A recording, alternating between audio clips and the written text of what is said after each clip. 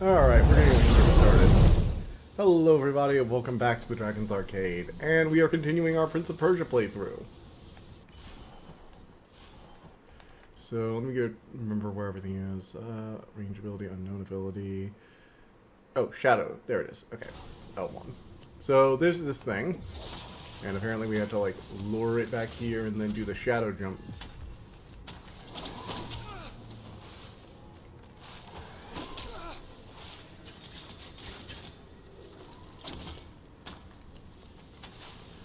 Ooh.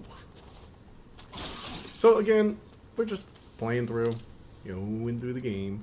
It has been interesting though, because honestly, this was what I was expecting with the Prince of Persia. I was expecting more of like a, action game with a bit of weird platforming stuff going on, not a Metroidvania.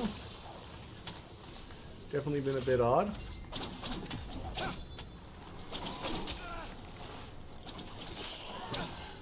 Okay.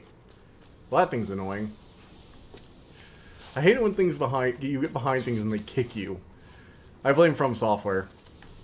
Look, they're the ones who basically created the cheat code of get behind it and stab it in the bum, popularized it, and then started getting creative ways of punishing us for using that cheat code. Like seriously, go back to like the first Dark Souls, or hell, even Demon Souls, especially Demon Souls. If you can get behind an enemy and start stabbing them, you've won. Like, game over. And I get it, it's nice that we have, more things to see and more things to do. Some variety is nice. Oh god, so what is this nonsense? Okay.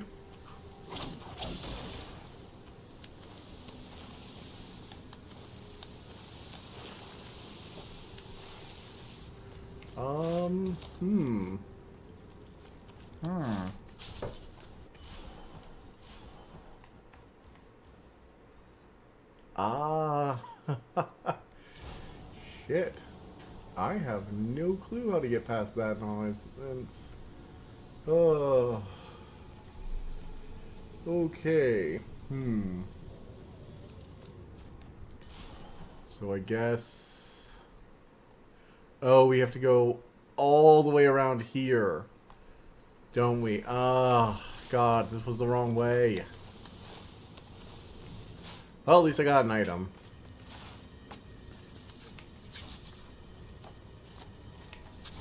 Oh, nope. Shit.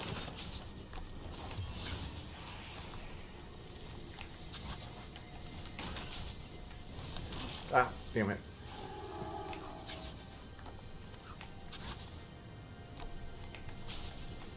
Shit. I keep... Alright, Davis, stop dashing. Oh.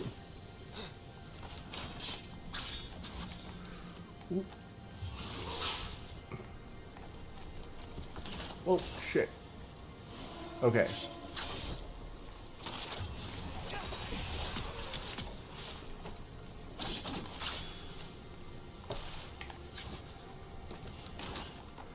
Alright. Shit. That's stupid. And damn it. Oh, I keep trying to figure out how to jump. I keep trying to jump the same goddamn way. It's like, you know what? Fine, I'm dead. Let's head back up. So we gotta go all the way around this time. Okay. Up here. And this way. And when we go with the lift, what we're going to want to do is we're going to head to the right instead of the left. So, let's do a live stream.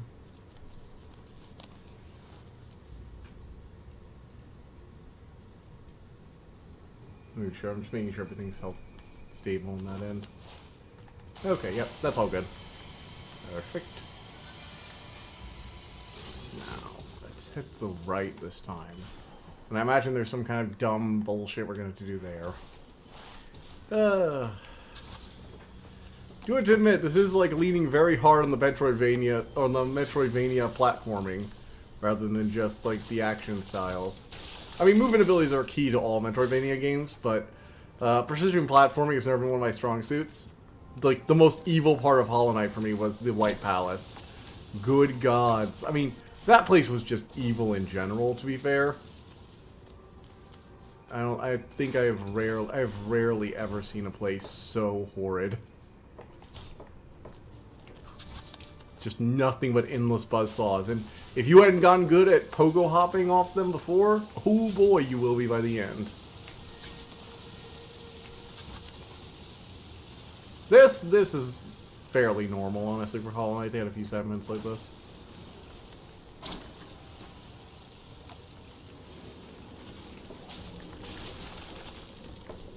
Oh.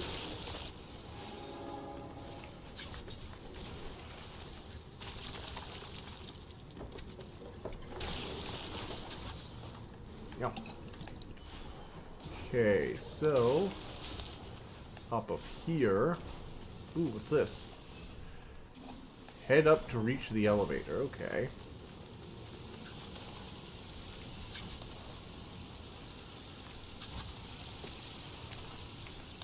Oof. That was a little too close for comfort.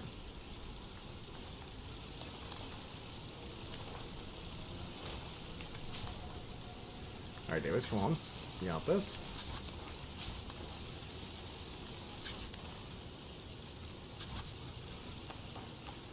Don't die to a bunch of spinning buzzsaws. Alright, now we can call the elevator. Perfect. Yay! Now we get a fun ride back up to the top.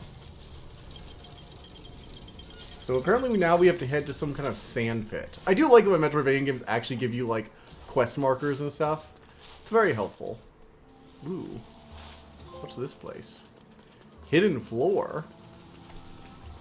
What kind of secrets might they hide? Ooh, a new amulet. Gleaming line. Oh, so benefits for parrying. That's nice.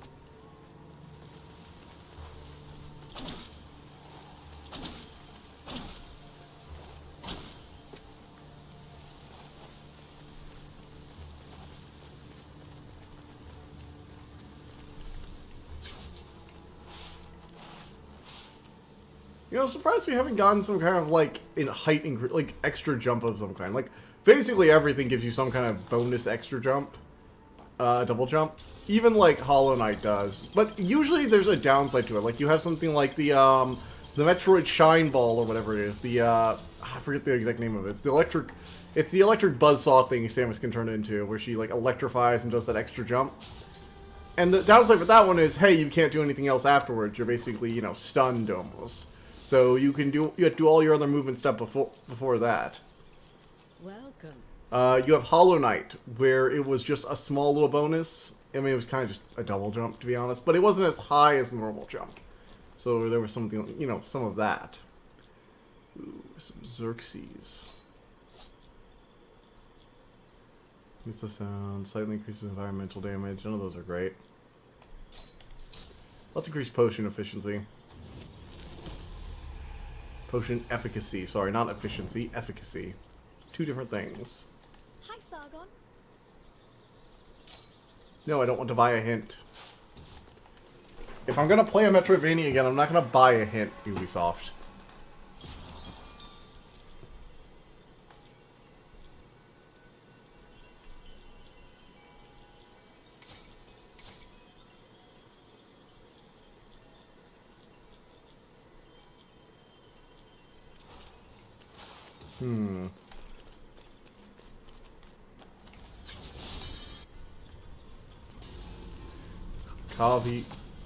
Kahiva's Forge. Welcome. Do you wish? Have you found me? We need to find that ore. But what do we have here? Ooh, AoE attack with the Chakram. See, I love the badge system. I love that they basically copied the badge system for Hollow Knight. Like, don't me wrong, it's not original or original or anything, but this is like actually a very cool system because it allows you to do custom character classes almost, but without committing to classes. I actually really enjoy games that use systems like this. Not gonna lie, it's a very nice system. Very nice. Let's see, moderately increase.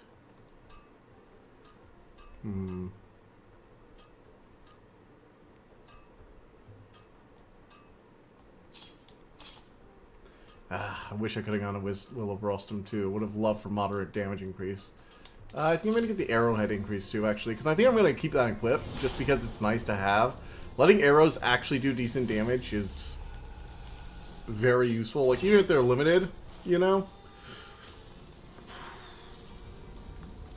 We don't have a whole lot of options for range damage. Yeah, the chakram's nice, but this thing does, like, really poor damage, from what I can tell. Well,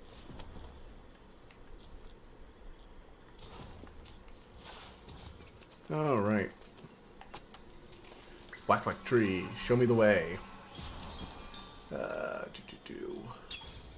We'll do this, and I guess since there's not really, like, I could do the Aether from damage taken, I'm just not going to. Doesn't really seem to be that useful, so I'm just gonna leave that there. Oh, there's this place. I should probably go over here. Let's add a marker. Question. And I think...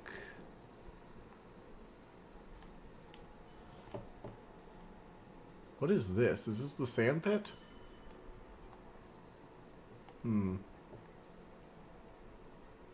Pit of eternal sand.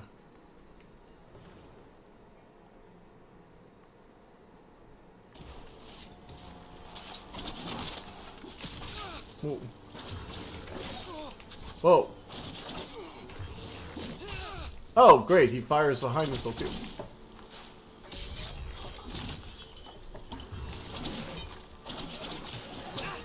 Alright. That guy was annoying.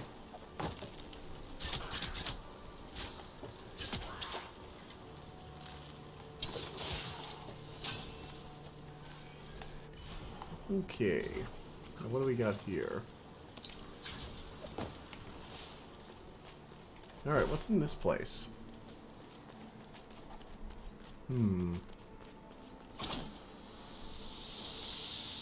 Oh, I found one of these earlier while I was exploring. Huh. The Lost Sands of Time revealed a prophecy. Okay. Prophecy of Mount Quoth. Oh, and we get stuff as we unlock things. Ooh, see, that's gonna be a favorite of speedrunners. Damage while you're at full health. Hey, if you just don't get hit, you're fine.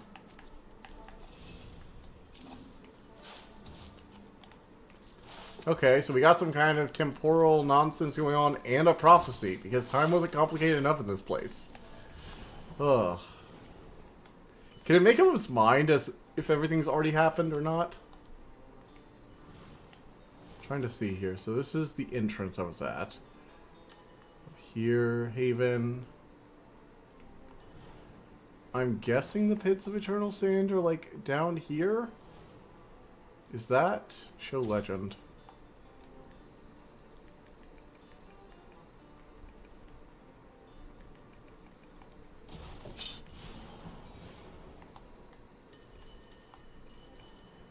Oh, I'm guessing that's the quest marker. Okay. Or is that the ore quest marker?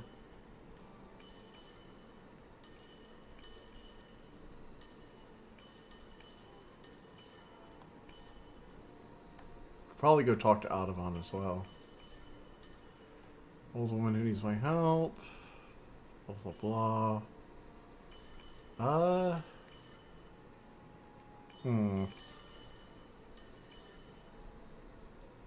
Let's go check out that direction. Oh, shit.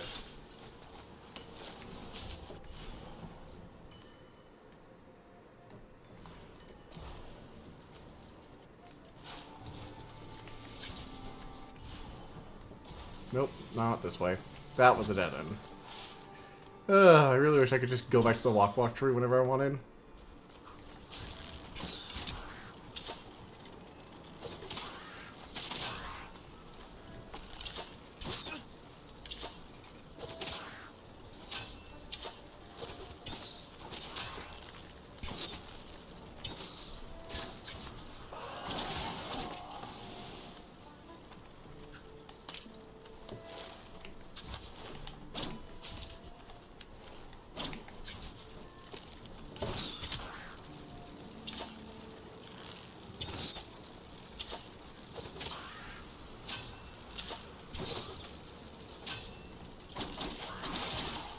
Alright, there we go. Just don't want to waste arrows for no reason. I mean, I am about to go to the rock book and just, you know, regenerate health. It didn't really matter. I could just spam them with the arrows, but... Okay. Well, we got some new amulets. Increases melee attack by full. Should I swap that out for the... No, I kind of want to keep that on because I want to get as many time crystals as I can right now, and I feel like I'm letting a lot of them fall into boundless pits and stuff. So let's try that for now.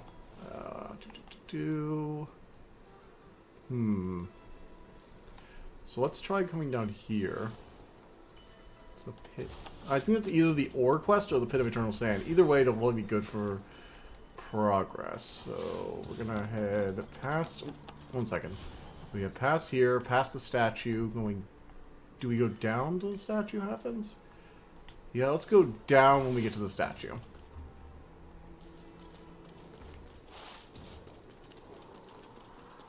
Drop down.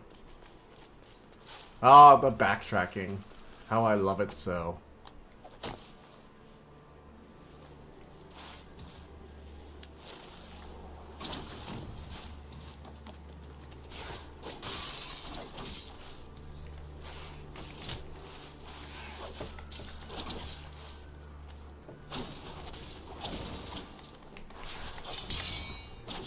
Alright, there. Freaking parried. Ugh.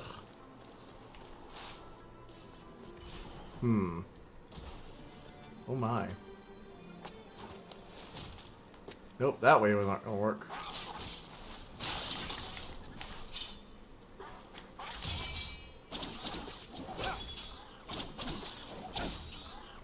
Alright, this thing is taking forever to hit.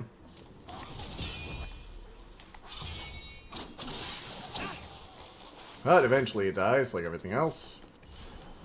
Okay. So I'll go to the whack tree here so I don't have to, you know, do a whole run around if I go die. Because I probably am going to do something stupid and die, let's be honest. Oh, that's right. I could probably... Ooh. Seriously? Ooh.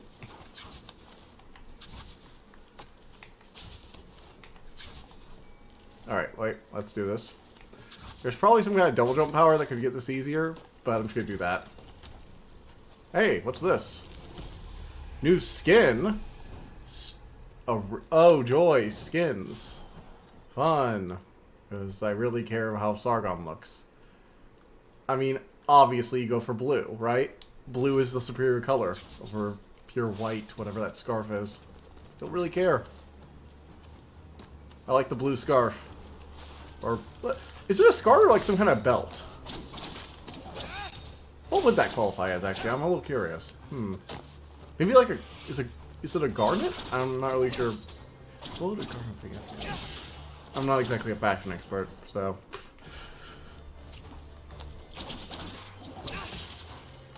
My look would include slacks for work, sweatpants for home, and t-shirts everywhere. If necessary, a long sleeve shirt to cover up the t-shirt so people don't realize I'm wearing it. Oh wow, I'm killing those things in one hit now. That's nice.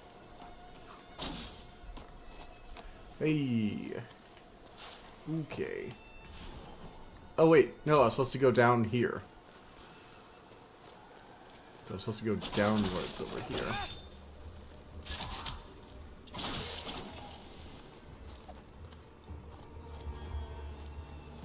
That was a very weird transition.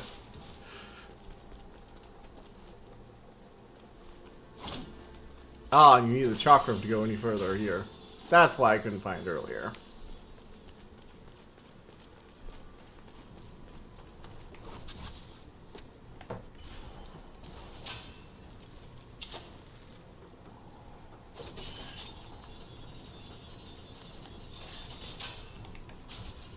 This feels familiar.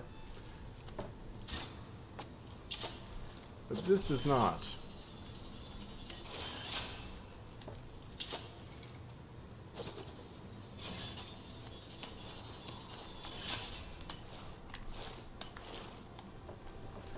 Okay. Gotcha.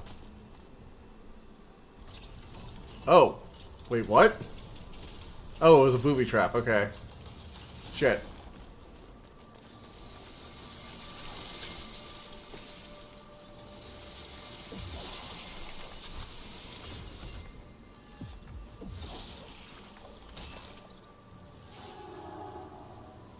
Oh, shit. Oh, I know how to get past that. Okay.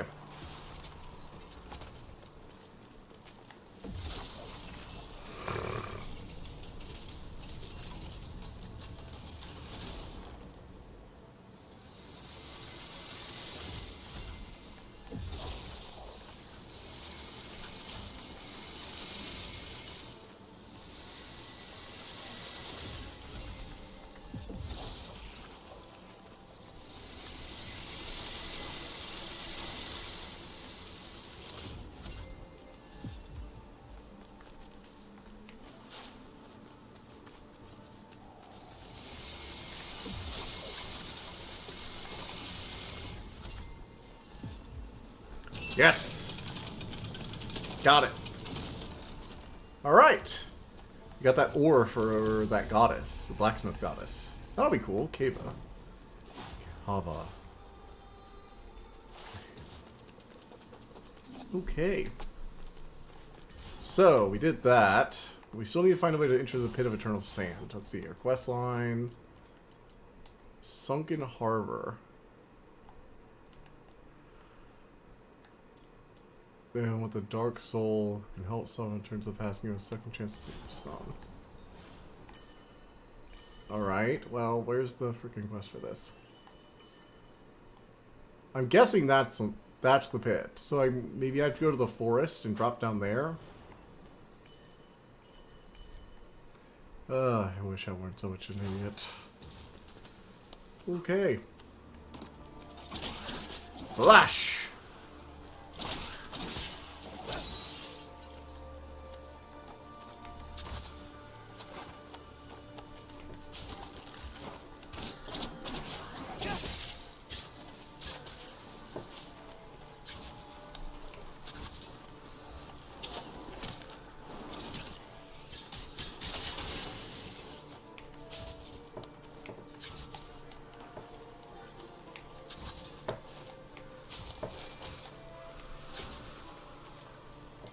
Ooh, could I?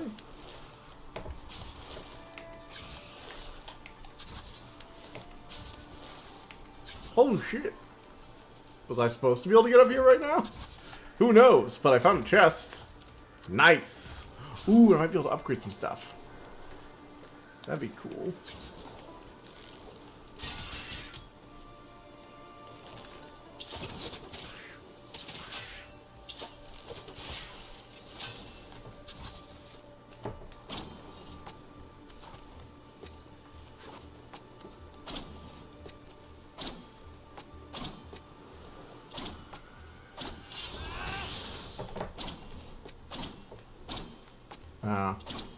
Oh well, can't open that.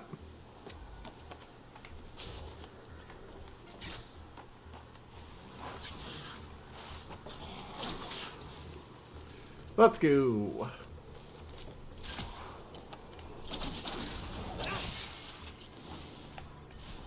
Okay, and we're gonna head up here.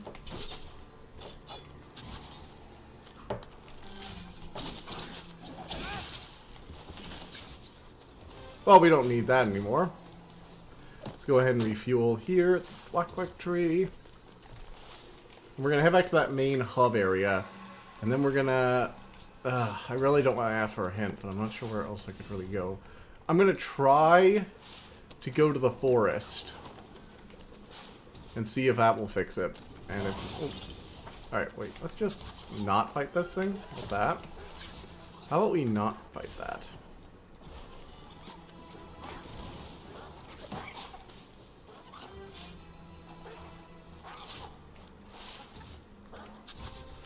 Yep, let's just not fight it.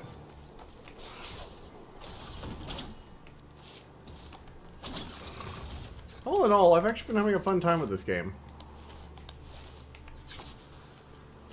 Oh, and I'm not sure if anyone's watching this has heard, but if you haven't heard about the whole Apple debacle with the EU, that's kind of funny. I mean, it's horror. It's really annoying, to be fair, but it is funny. Because they think they're going to away with something that's just like, they're not getting away with this. Basically, the EU is forcing Apple to not be a closed system, meaning you can sideload apps and they have to allow third-party app stores to exist. And Apple is acting like the most petulant child I've ever... I don't think I've ever seen a corporation throw what is essentially a hissy fit. Like this. Basically, they said something along the lines of third-party app stores still have to give you 30%. Also, there's going to be a per-download fee for everything on the store. And also, they have to prove that they have $1 million worth of credits, presumably to collect all this money. And it's just like, Apple, the whole point is that they don't pay you because they're going to rely on their own marketing to get people to have their app store. Like, the whole point of a third-party app store is that you don't make money off it all, Apple.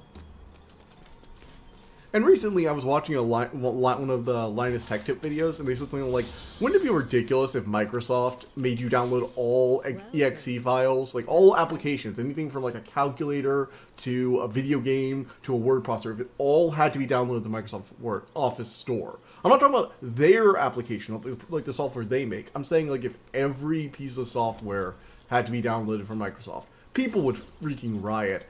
And then I suddenly realized, oh wait, that's even more prevalent, because phones are just computers. They're literally just portable handheld computers these days. Oh, let's talk this. I'll continue in a second. Ground shudders. And You hear the hum. This is what called out my forge. To you. All such as this will Unleash immense power. Divine energy. It is more than just power, mortal. It's insight. To find something that glows with the gods Athra is... Oh, cool. She can upgrade my weapons? Oh, wait. Oh, that's so cool. Okay. Thanks to you. You have my attention, Warrior. Oh, finally, she respects us. kind would be worthy of such things. Cool. Anyway, I was like... It's like, oh, remember... So... Phones are just computers. That is just a fact. I'm sorry. If anyone wants to say they're different, no. Nowadays, they are literally just miniature computers. They're actually not that different from laptops, except, you know, they're really, really small. So there are limitations on their specs and stuff like that, but unless you're counting, like, the cost for price, because, again, it's like saying a laptop in the palm of your hand. Like, it's going to be a little pricier than a laptop that sits on your lap. And if you look at macOS, you can just install programs. Somebody can make a program that's compatible with macOS, and you can just install it. There is zero reason, actually less than zero, because we can prove via other operating systems like Android, that is entirely capable for Apple to do this. This isn't a technological limitation. This isn't any kind of legal limitation. This is Apple doesn't want anyone to use an application unless they get a 30% profit off it. And it's the same thing with USB-C, where Apple has actively crippled their own apps to an extent just to continue making royalty fees. Like, they don't make enough off the phone they are. Like, Apple's phones are actually pretty good. Like, people get very frustrated with them, and I can see why some people would, because they don't really change that much, but that is part of the benefit to a lot of customers. I kind of like a phone where I don't have to worry about the specs, you know, some random thing being really, really bad for the most part. Not to say Apple's never makes bad stuff, it's just, it's a little more stable of an upgrade path. And I do respect that some people want that. Like, I honestly have an iPhone. And I think they're pretty good phones. I've just gotten increasingly sick of Apple's software. Because while their stuff is well made, I don't want to only use Apple's stuff. I'd like to use other pieces of software. And so I've slowly been transitioning away from Apple software entirely because it's one of the few things that ties me there. Like, I'm only using apps now. I'm trying to only use apps over the next few years that I will be able to use with Android phones. And specifically, I'm looking for any way to transfer the data from the Android versions to the, or from the iOS versions to Android versions, because I want to make sure that when I'm ready to upgrade my phone in another 5 or 6 years, that the phone I'm going to upgrade to is it's going to be an Android, because I think that Apple's behavior has gotten more ridiculous over the years. And some might say, oh, well, stop complaining to Apple. Just do that when that happens. Your decision. It's like, yeah, but none of these things, I don't think companies should be able to reward themselves for making their products worse. Like, the whole point of capitalism, if you want to boil it down, and quite frankly, I have my own issues with pure capitalism, but that's beside the point. But the whole idea of capitalism is that you upgrade something, that the best product eventually wins out because, market forces. and incentivizing companies for making their product. Yes, this is objectively worse. You can say, oh, security concerns. No, screw that. If somebody does, this is like saying that the ability to overclock a CPU, denying that is worse. It's like, no, it's an option. If you want your phone secure, you don't have to buy third-party apps or download them. You can just stick to the App Store, and all Apple's will pre-approve guarding. But when Apple says, hey, we're going to make it so you can't install our exe, or I think it's what, .iso file or something like that on Apple, you can't install it unless it comes from the App Store. You can't get third-party app stores unless they give us all a bunch of royalty money. And what they're doing there is making their phones objectively worse platforms for the consumer for the sole purpose of making more money, because that's what actually ended up happening. It's one of the reasons I think capitalism is a bit flawed in its basic interpretation. The whole thing is that products eventually get better because competition, but when companies start seeing incentives to make their product worse in order to making more money as a result of it, the whole system kind of falls apart. That's why we have regulations, and quite frankly, the EU is doing what should have been done a long frickin' time ago. Ugh. Sorry, I just really get frustrated with people defending Apple. It's like, Apple doesn't give a shit about you people. Why are you defending them? Just because somebody makes something you like does not automatically make them a person you should support. Trust me. Look, if you like the Kenshin manga, look at the guy who wrote those. That'll make you feel real sad if you actually watched, enjoyed Kenshin. Yeah. It's like, yeah, shitty people can make genuinely good art. Actually, that's a whole discussion in itself. It's the same with tech to an extent. Like, a company can make a really good product, but also be actively crippling it. And after a while, it just gets ridiculous, because there's no reason. And Apple's little hissy fit here is just pathetic. Like, they have to know that the EU is not going to take that.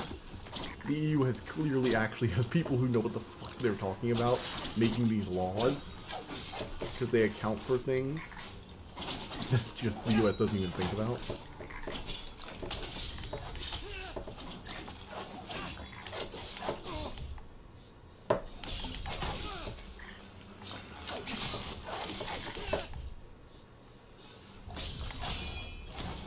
Alright. Slash.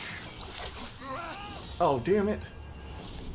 Well, it's a good thing I stayed at a Wi-Fi tree. Okay, what else? Oh, I've been reading, what was it, At the Bitter End, is that it? It's the last book of the Silver Thread Changeling DFZ series by Rachel Aaron, who is low-key one of my favorite authors that I don't think enough people talk about. She's a pretty small author, but damn, can she pump out stuff. She got like 4 books in a little under a year. Or a little over a year. All released. And it's just like, that's just crazy to me personally.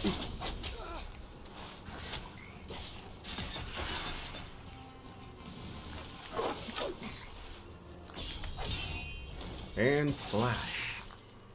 Perfect parry.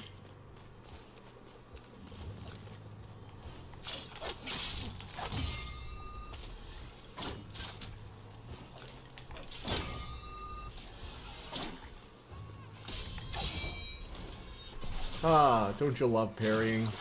I mean, when it works, it makes you feel like a goddamn Super Saiyan, but when you fail it, ooh, taking a buff right to the face. That's why I actually like the gun parrying system in Bloodborne, because you can parry from a distance and not immediately get stomped when you fail to parry. Like, you have time to dodge if you fail it.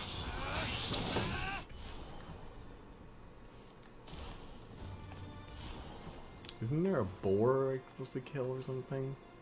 I thought I already killed the boar. You know, I'm going to go back through here real quick and I'm going to see about that, because I thought I already killed the boar. Because the old lady said, hey, go kill the boar. And I was like, wait, Erlich, right? I killed that guy. It's like, but maybe there's like, but the quest says undead Erlich, so maybe I killed it, but it's come back to life through the forest's dark magic or something. Maybe if I come back through here. Ooh, I missed these the first time around. Ooh. But anyway, the Changeling DFC series at the Bitter End. It's getting pretty good. Honestly, I'm really enjoying it. Rachel Aaron has always had, like, just the coolest, one of the coolest urban fantasy settings for me, which is the DFZ. if you haven't like read her books, the DFZ is essentially magic comes back, and gods and dragons and monsters all come back with it. And then the actual story, though, is even though the magic comes back in like 2030, the actual story is set in like well, the first story is set in like 2090. I think the other stories are set after the turn of the next millennia. And the whole thing is essentially about various different sets of characters going through stuff in the Detroit Free Zone. How to destroy this? Okay, so it's a cyberpunk city that used to be part of the U.S. because, you know, Detroit. But when the spirits rose again, the spirit of the Great Lakes, Algonquin, destroyed Detroit for the pollution. And once that happened, she claimed the city as her own. And ruled over it with an iron fist. Basically, there were no laws aside from don't drop stuff in my lake, and dragons are banned. But after the events of the first series, the Heartstriker series, which is like 5 books, following the outcast of the Heartstriker clan, Julius Heartstriker, he's a dragon, and a human mage, Marcy, who had a death god as a pet, the human gods rose. So basically, spirits are from where magic pools in the land, gods are from human ideas, and they're really, really powerful. So during the very convoluted events of the book, there were actual, like, dragon seers manipulating the future and a bunch of extra-dimensional stuff. But essentially what happened was... Ooh, this must be how we get down to the sand pit. Okay, cool. Or, no? I was hoping this was, like, a longer drop. Valuable item acquired. Oh, more memory shards. Okay, that's nice. Anyway, after the events of the first book, all the gods, old gods, woke up, essentially. And humanity... Oh, right. Okay, so we need this power to get through here. There we are, I see. And one of those gods, actually the second, I think, to rise aside from the Empty Wind, was the spirit of the DFZ itself. Basically, the DFZ had become like the new, almost like New York, where a city where anyone could find work or start over, you know? And as a result...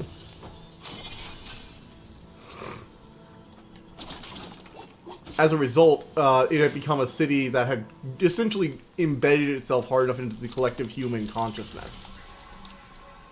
So the city is like literally moving around. Like the buildings are constantly moving because it was a city of magic. It was one of the primary magic tech industries headquarters essentially. So that was pretty cool. And that falls into the second series where we actually follow someone in the city trying to deal with, rebuilding their life and stuff.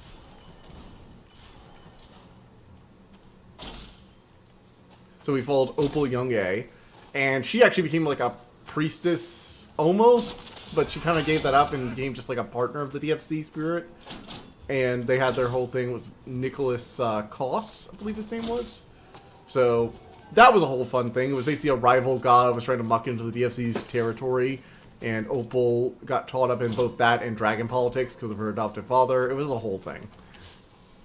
And now we have the Changelings, which basically are a secret world in the urban fantasy, sort of, because basically, so one of the only things that was really illegal in the DFC was, there were actually 3 things that were technically illegal in the DFC.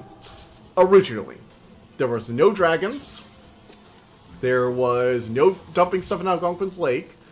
While murder was technically illegal, it was more of the police won't come unless you've paid them recently kind of deal. And then finally, there was the big no-no, which was blood magic. And for a long time, we had no idea what the hell blood magic was.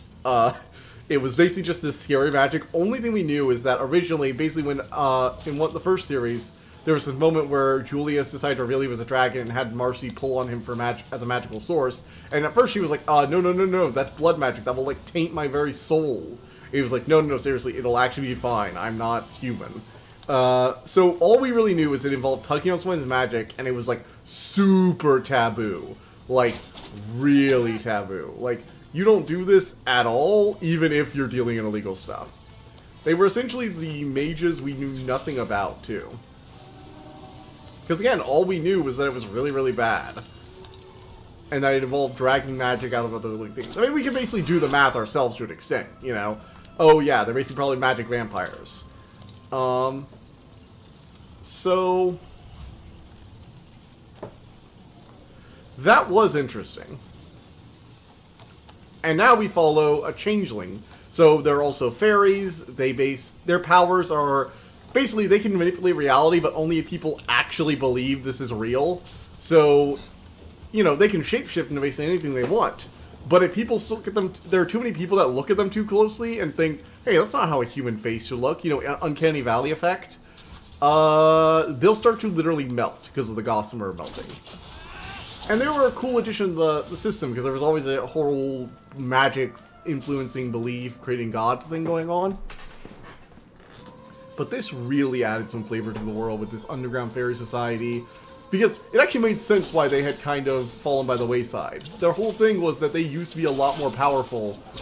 Because in the old days, the only people who knew enough about, you know, how the world works, basic physics, to know, hey, that's not actually possible, were like scholars, priests, and mages. So unless you were one of those, they were basically free to tell you whatever the hell they wanted, and you basically just believe them because most people weren't educated enough to not believe them. Which is a really interesting idea, and then all of a sudden they rewoke in a world when magic returned, where, you know, everyone's gone to school and understands that, maybe not like understands a lot about it, but understands the basics of how the world works. And so it's harder for them to trick people. Their food has gotten a lot harder to collect.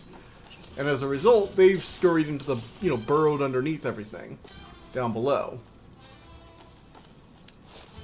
One of the methods they utilize is using changelings, where basically they cut off a piece of their own gossamer, which they're made of, and form a separate fairy entity called a changeling. It's in the classic changeling lore of, you know, replace human child. The parents realize it's not real. And meantime, since the child is so young, the fairies can use it, trap them in dreams, and then devour their emotions through that, or devour their dreams through that. Which is a very effective food source. I mean, not the most... Whoa, what the hell? There's a mimic? There are mimics in this game?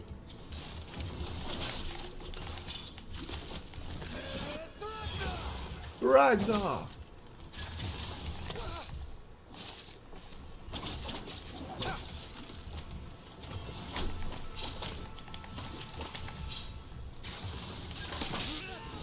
Well, shit.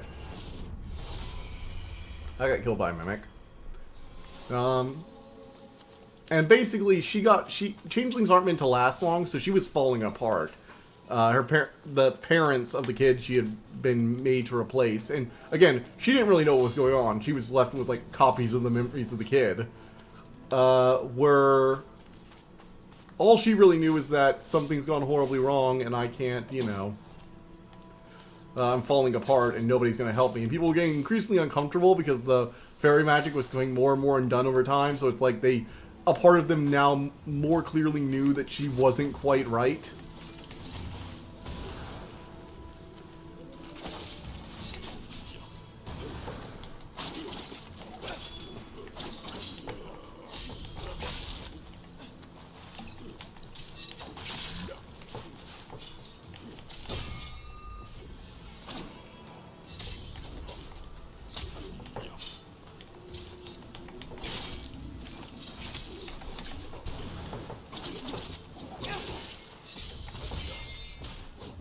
Holy shit, yes!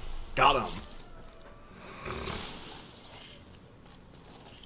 Oh, because I was still low on health, I got both of them to drop health. That was nice. Anyhow, she got saved, quote-unquote, by a blood mage named Victor, who was a complete asshole and has a god complex the size of Texas. Yeah. Very pleasant character. Anyway, she basically got roped into playing that and got... basically, his pills were the only thing... He told her the kills were the only thing keeping her, stable, and that she was now dependent on him to survive, which was a not great thing for, you know, in general, but hey, what else is she gonna do? Damn it, I'm trying to... Alright.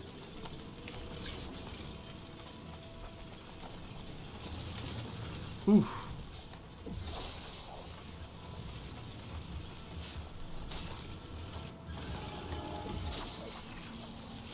God damn it. I hate how it brings me back over here whenever I die. This is really annoying.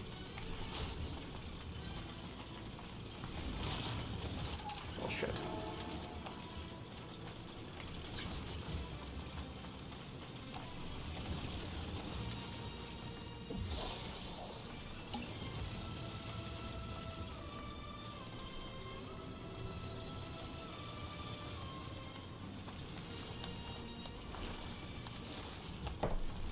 Alright, come on! Why won't... I really wish there was a better button for just going down there than the freaking jump button. It's so freaking clunky.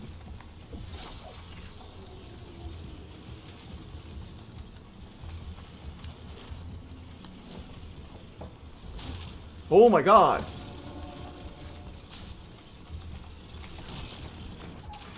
This is gonna be a death montage, I swear.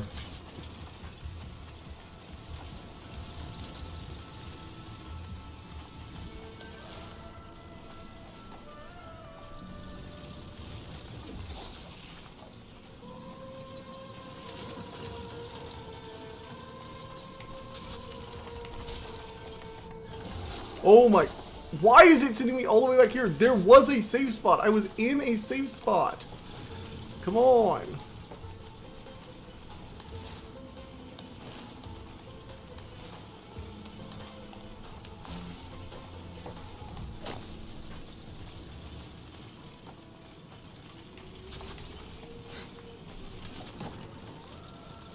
Ugh. Alright, further down, further down.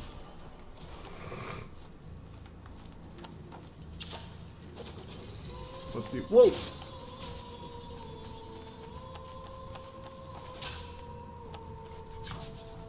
Oh, is this a boss fight room? I really just want to save point, honestly.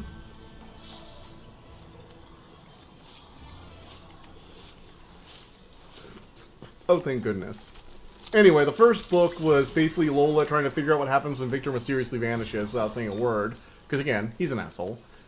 He basically set up a moment where Lola was transformed due to collective belief into a monster, and he was going to be the hero that fights her.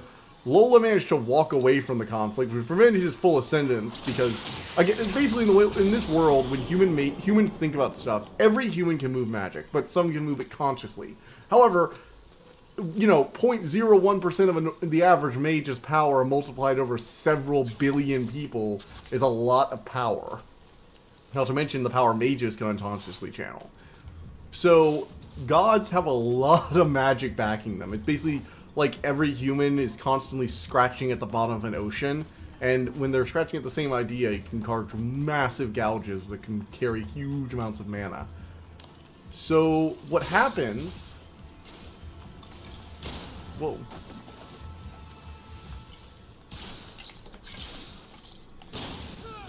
Oh, joy, fun.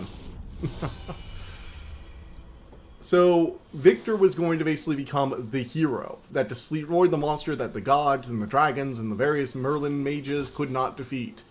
And he got really close in the first book. The second book has him trying to... The second book has him trying to solidify his position as the hero by using his backup plan. He had made a deal with the king of one of the... basically, there's the Queen of Fairies who had her head missing recently because Victor stole it. And the king who he had made a deal with, Albrich. Now, basically, Albrich and Victor are both planning on betraying each other. And both of them wanted to beat the other and become the supreme ruler of humanity. Essentially, if Albrich managed to defeat the hero, then the sheer amount of fear that humanity would exude upon losing their so-called savior would be enough to feed his hunt for basically ever. He would become the most feared thing on the planet. Which, you know, good for him to have a stable food source. Victor, on the other hand, used him as a backup thing. Secondary threat after Fenrir to establish his power, and if the Fenrir debacle doesn't work, he's still the hero who drove Fenrir off, and can use that as a basis for his power as well. So, his new plan is to use Albrich as his, you know, big monster for the hero to defeat. And it works, sort of. He does defeat Albrich, but at the end of the second book, Lola took his head and it basically became a fairy queen. Like, oh god, what was the queen's name? I forget the other queen's name. And she and her friends Valente and Simon, Victor's former apprentice, well, more prisoner. He did blood magic as a child by accident during a car accident, by mistake during a car accident to save himself, and Victor just picked him up and was like, hey, paladins will kill you regardless if you're a child, so, you know, your soul's stained forever, might as well learn from me. By the way, you're going back in a coma that I woke you up from if you don't. Which, yeah, he didn't really have much of a choice, either. Sucks for everyone involved in this mess. So, the three of them, now free, and with Victor believing them dead, well, everyone except for Lola, I think, started going off and trying to attack him in between this book and the last one. They haven't been very successful, and this book literally opens with them blowing up his new church with him in it, with an explosion that is, and I quote, something that could have been seen from space. And he still survives, and with each failed attempt to kill him, he appears on TV and has to reassure his followers, because again, their belief in his invincibility and power, it's allowing him to become this powerful. He also wants to spread blood magic, because he believes it is humanity's birthright or some shit. Even though it's very self-destructive. It is crazy powerful, but it's also, like, clearly parasitic in a lot of different ways.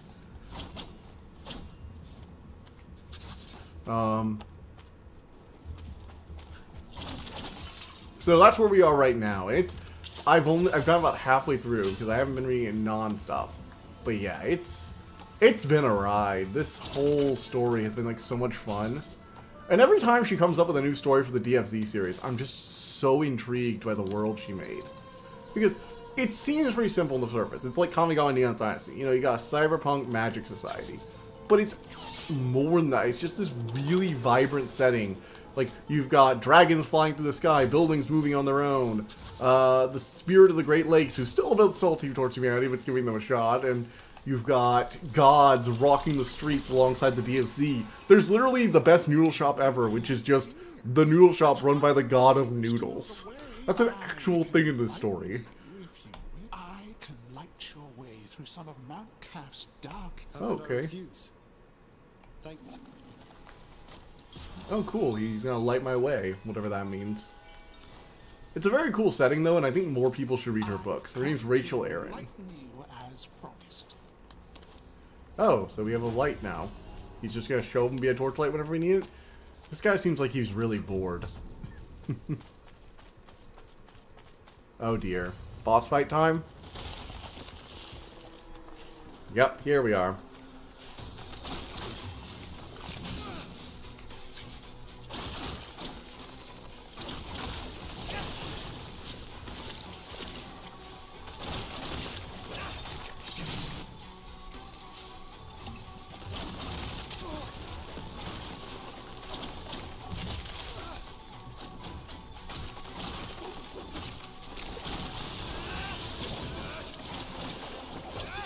Alright, we got the claw.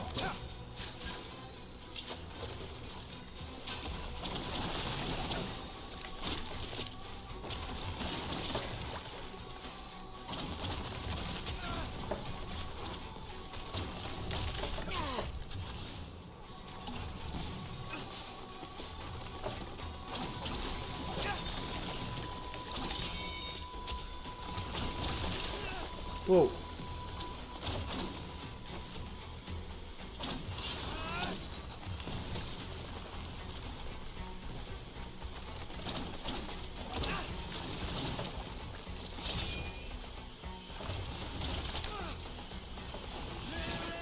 Erta.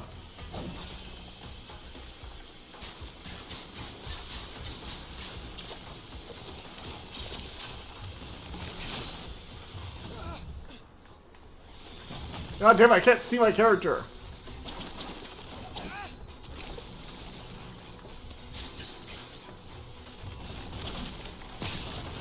Alright.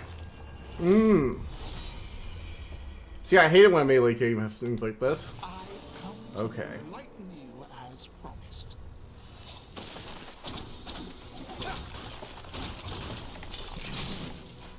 It's like, hey, don't stay too close to him. Don't stay too long. Get off of him.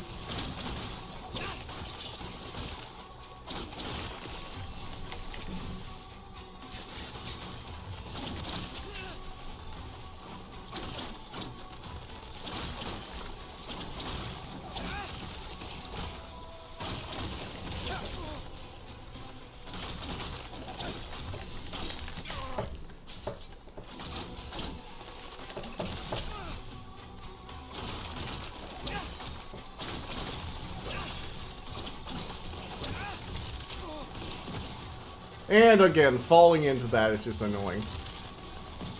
Okay, what the hell? That's way too high.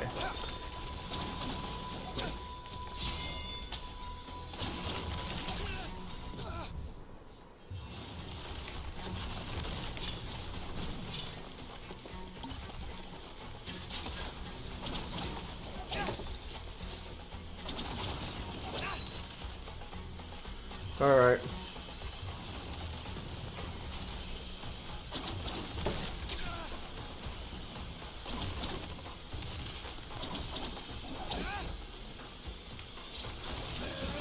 Ragta!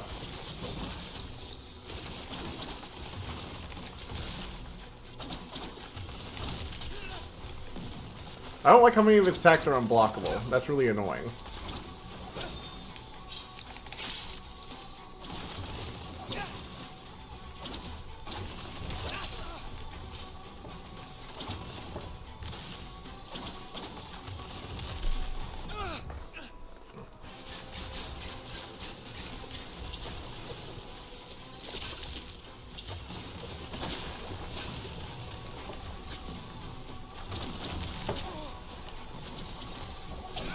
Alright, finally. Die already, asshole. There we go. See, defeated enemy shows small explosion after death. Okay. Not really that. Yeah. We'll see how it works. What do we got here? Please tell me there's a Whack tree. Ubisoft, I am not connecting to Ubisoft. Connect. Stop it. I'm not making another account for you.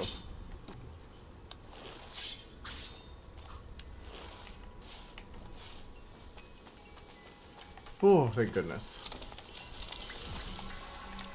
What else am I looking forward to? I am also... Okay, I wasn't going to go see this originally, but I heard the Wonka movie is pretty good. I might not go see it, but I'm probably going to watch it once it comes out on, like, DVD or some streaming service. I might check it out. Also, I'm going to be finishing up Legacy of Monsters soon. I got kind of sidetracked from it, but, you know, about, like, 2/3 of the way through, so I'm probably going to finish that up soon as well. What else? What else? Any other major releases? Oh, the Dune movie's coming out soon. That's gonna be so good. Oh man, that's gonna be amazing.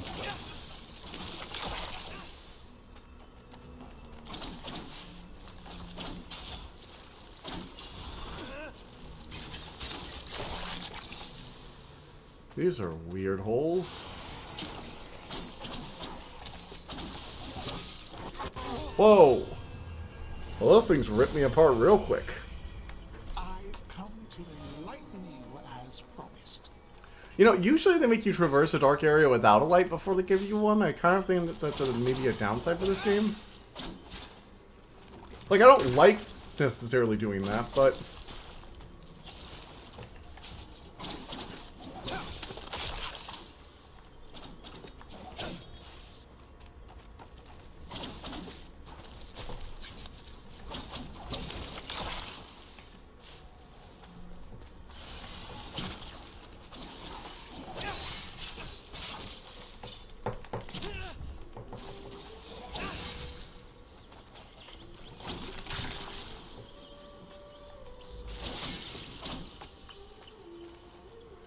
Okay. Well, can't go up that way.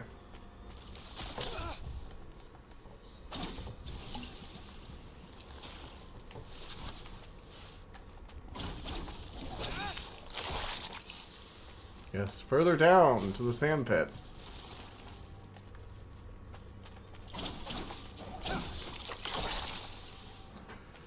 Ugh, those things are really gross. Is this the sand pit, or I'm going the wrong way probably, aren't I?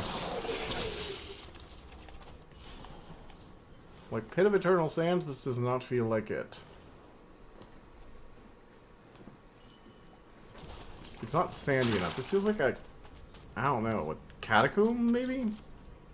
This is a catacombs kind of area? Feels like a tomb.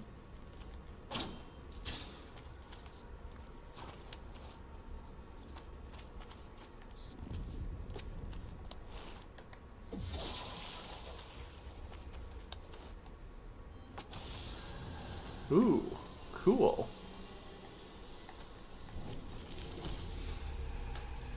Shockwave. Well, I unlocked a new little badge. That's nice.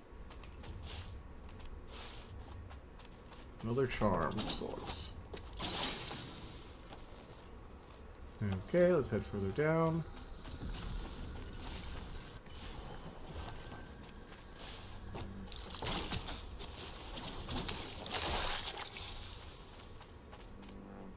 Damn, this place is creepy.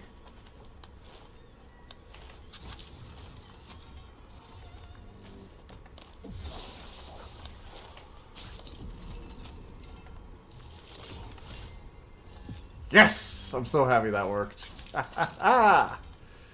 They actually let you slide. It's not like the second it starts closing, the whole thing closes. I mean, if you're gonna have a slide, you might as well have that.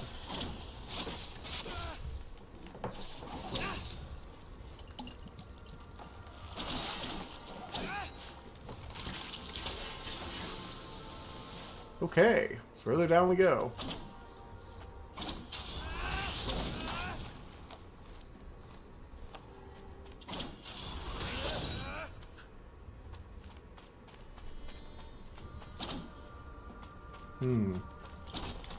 Whoa!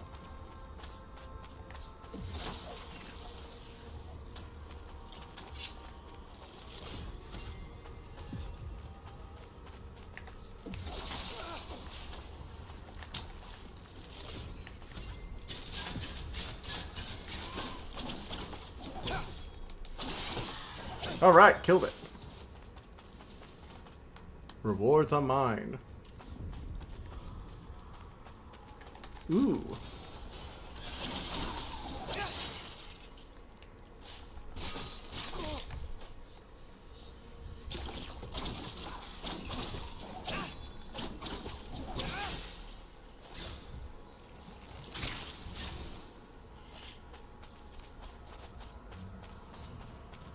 Okay, I'm pretty low on health now, and I would like to find a whack-whack tree. Thank you.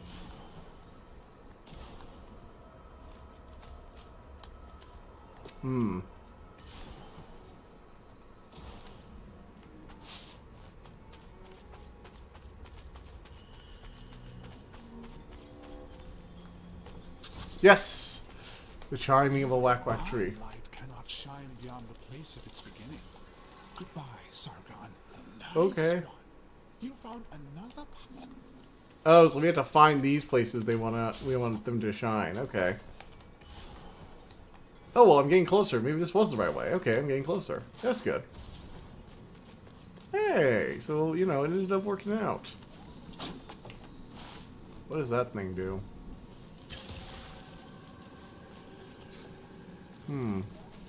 Weird. Okay. Sargon, are you? Oh, From crumbs the and sour sour skies. You're not ready to enter the pit of eternal sands yet. Wait, what do you mean? You will need more of the Simurg's power just to break the seal, to meet the darkest of souls and strike a deal to save your friend. Wait, You must what? show proof of courage. Courage and cleverness. Listen carefully. Among the trees, a challenge awaits. Beneath the boughs, secrets lie. And A labyrinth Where knowledge where finds... knowledge finds its home. Within, with cleverness and guidance, I'll prove I have what it takes to... you are driven and spirit. Use your eye, thing of as for me. I don't. What do you mean when all hell breaks I do want to watch though. Well, good luck, Sargon. I do want to watch, but I also don't want to be here where the consequences happen. I don't want to be here for consequences, but I would like to watch. Oh, that's what that's for. Okay.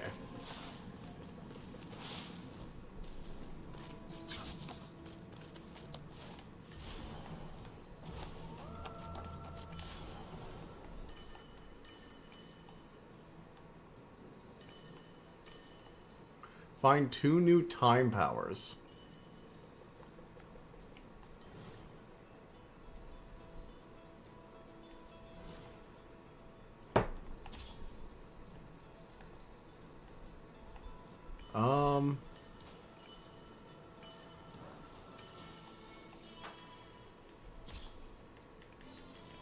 God damn.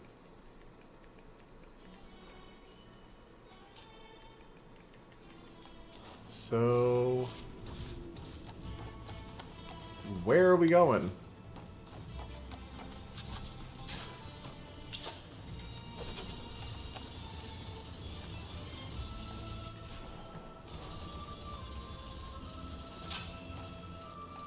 Refill on the arrows. Alright. Oh god, it's one of these nonsense we have to go over machines.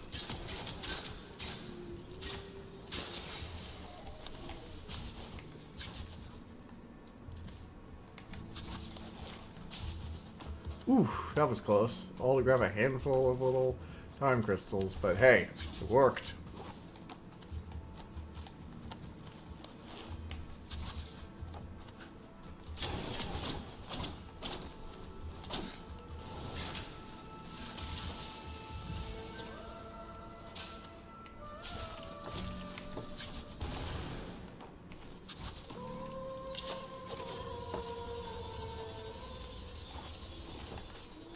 Oh, hey! Hi, Sargon.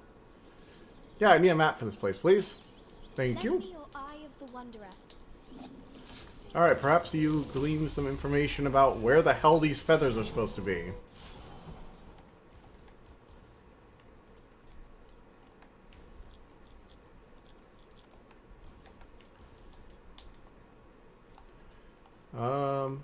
Unknown. Oh, great. So there's one of them is about a passage of forest, and there's a secret entrance to the forest and the summit at the sunken harbor. Okay, so we guess we gotta go down.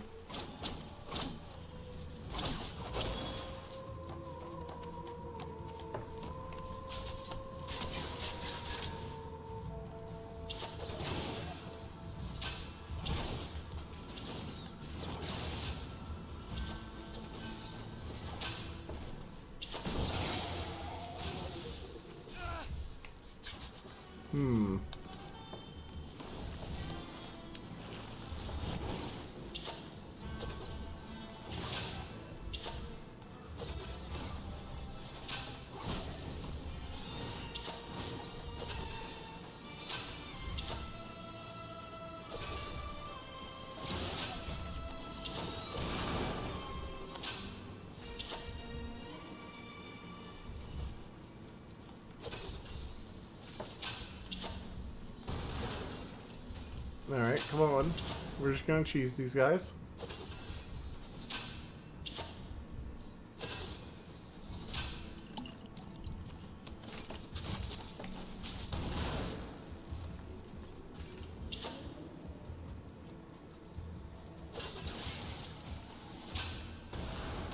Alright.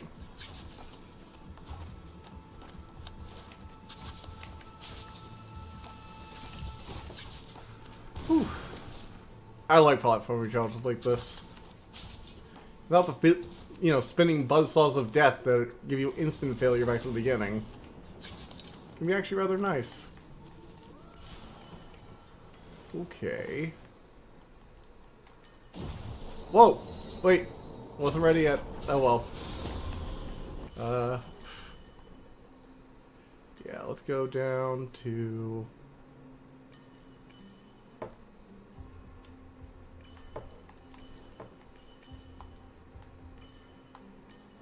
Okay. So at the summit of the sunken harbor. Let me see something here. Summit of the sunken harbor. There's a secret path to the forest. I think that's actually the path I went down here with. Okay. So let's head there.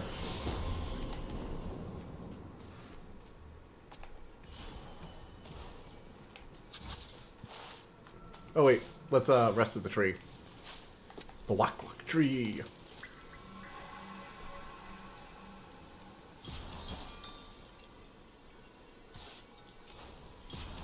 We really need to get some more slots.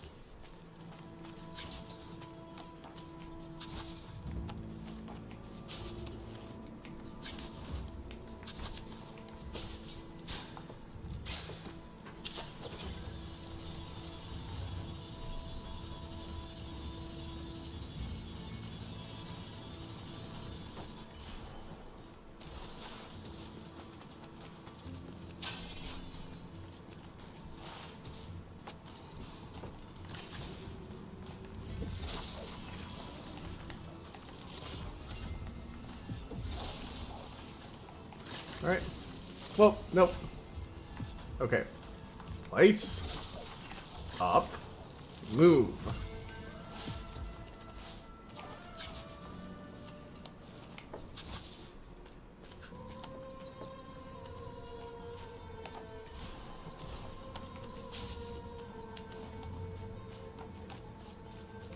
Okay. Now we're going to head up into the forest. And I'm guessing there's probably something at the very end of the forest over here where we can, you know, discover more secrets. Possibly even find that undead version of elk. The stupid boar we beat up.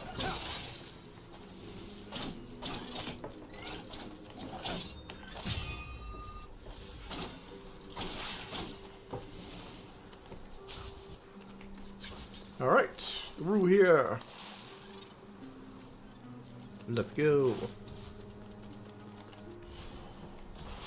This is where we beat the boar.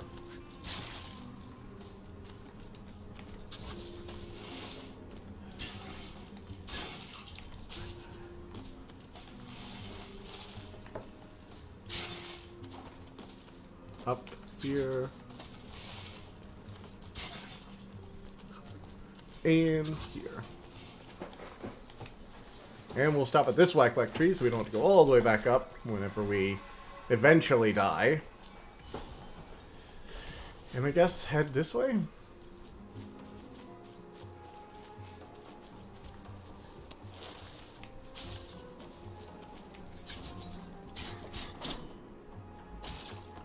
Yeah, whatever that is, it's not what I'm looking for. Okay, so I'm guessing that other... Well, first up, we should probably go ahead and... Vision memorized. Yep, there it is. Want to place that down there so I can have a better idea. I need to start using my vision tokens to guide me around, especially when I encounter places that I can't get through. So, I guess we have to go to the other dead end of the forest, because the feather is in the forest. We've confirmed that much.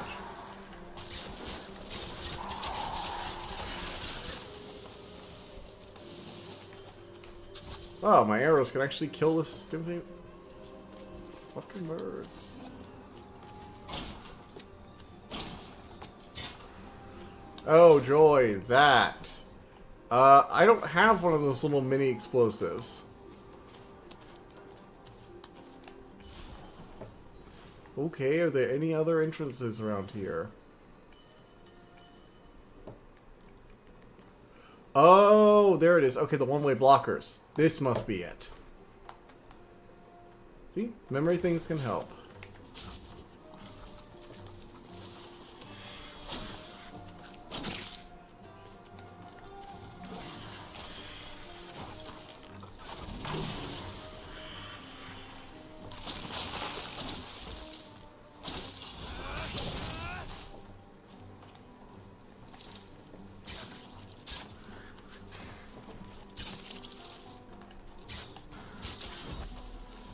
All right.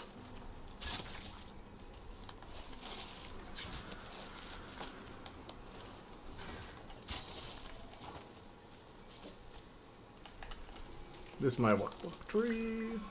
Yes. Got it. Honestly, last year was a pretty good year. I've said this a few times now, but if you watch my best movies of the year video, I came away very positive with last year's stuff. I mean, we had like 2 really good pieces of animation, one 2D, one 3D, so basically everybody should be happy with that. We had Studio Ghibli came back, which was one of those 2 movies. We had a really good Godzilla movie. Oppenheimer was there for people who liked it. I wasn't a big fan of it, but I know some people, a lot of people were, honestly. So I don't begrudge to those people for having a good time.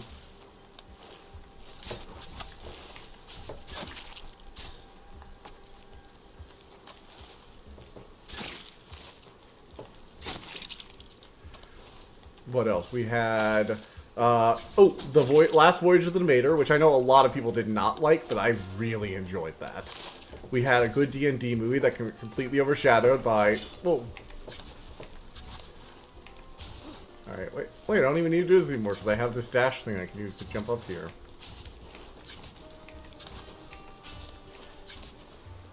When you have dash, it just breaks the game.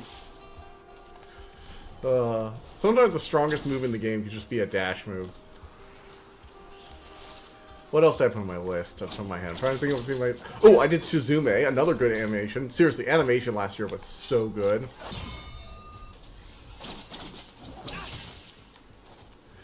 Ugh. What else? What else?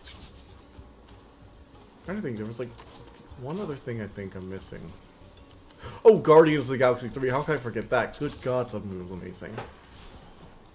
That was, fantastic. Like, people are saying Marvel's dead, but then when Guardians 3 comes out, though, to be fair, that doesn't exactly prove that Marvel still has gas in the tank. That just proves that James Gunn is an amazing director, and that Disney should never have kicked him off the project and forced us to wait until after Endgame. Because remember, if James Gunn hadn't been kicked off, it would have, this Guardians 3 would have happened before Endgame. Which means this would have probably been like a Guardians 4 kind of movie. Like, I could see like this plot being Guardians 4, honestly. Which would have been... Oh, God, we probably could have gotten a whole other Guardians movie. That would have been amazing.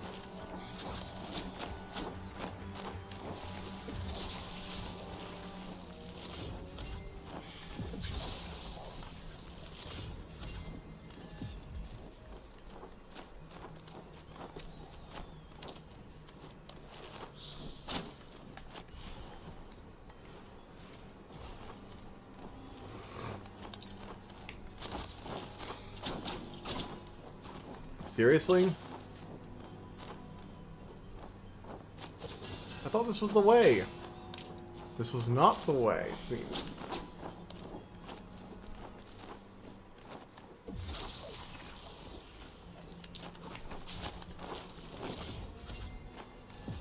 Nope. Not that way either. Okay, now I'm starting to worry. I don't really see where else I could go. Like, it says it's in the forest, but like... not really sure. Maybe I'm supposed to go over here? Down here, maybe? Ugh, that's tricky. So I want to go all the way, like, backtrack all the way around like that. Is there a quick fast travel point, actually? Oh, those are two really annoying paths. Shit. Yeah, I think I'm gonna head back over here. And then teleport down here and then go up there and hope that there's something above. We'll have to see.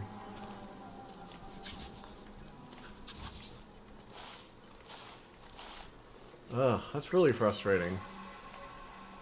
Well, because, like, I thought it was, like, you know, the one-way doors. It's like, oh, yeah, I've done that. That's the, you use the teleport power or whatever. It's like, nope.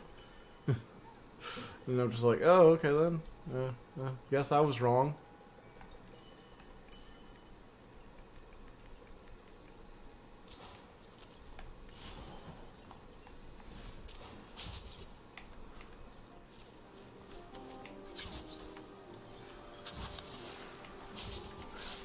Okay.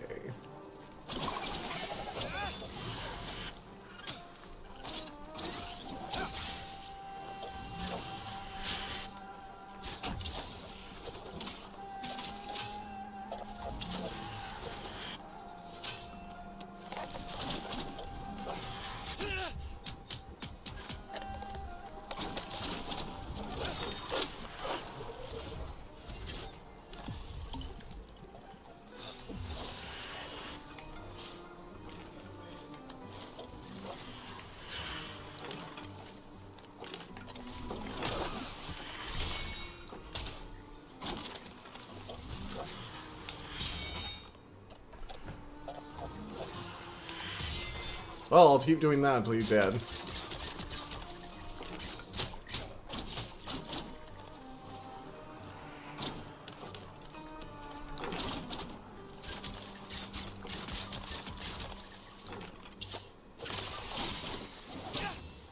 Starting off with a chakram.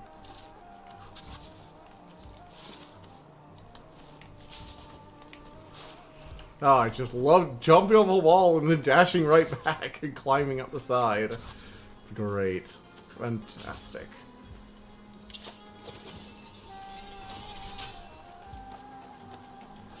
Ugh.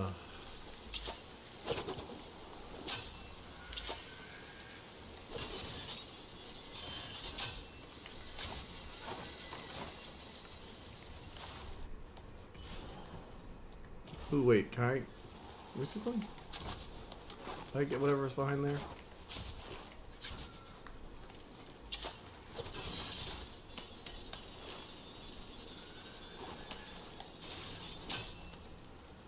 Yeah, okay, I did.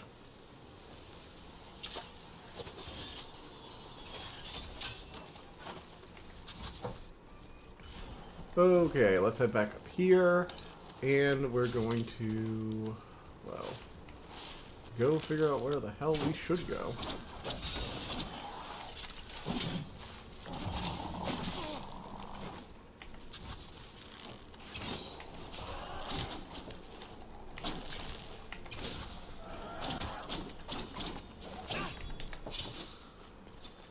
Well, I'm horrible at this game.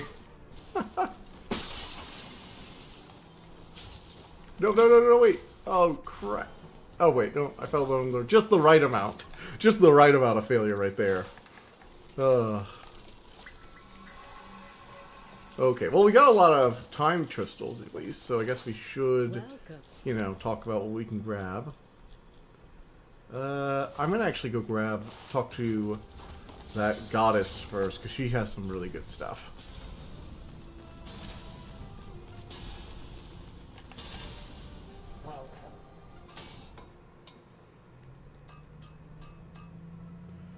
Area damage with chakra. Upgrades. Gleaming Lion. No. Where is it? Moderately increase all... Wait, that's... No, in air. Shit. That's a lot of... I'm probably not going to actually use that one. Shit. I meant to get the regular one.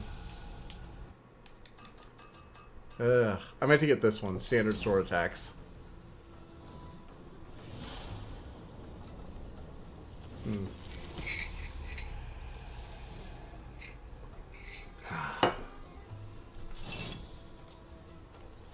Oh wait, I still have like 400. Okay. Cool.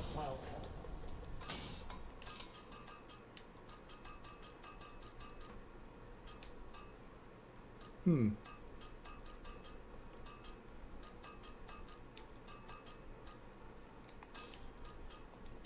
Let's go ahead and get one of those. I'll go ahead and buy the other one too. From the old lady. Xerxes coins.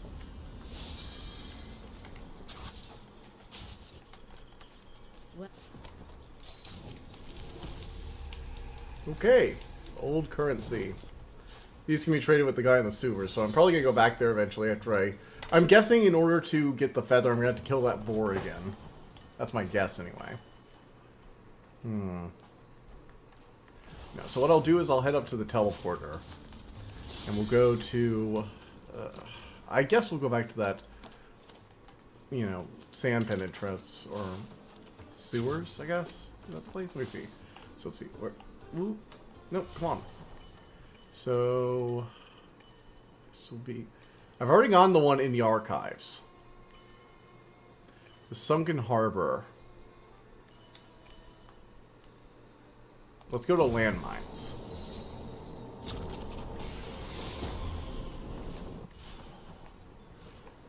And I'm going to head in that direction. I'm probably not going to... I'm actually not going to... Oh, seriously? Ugh.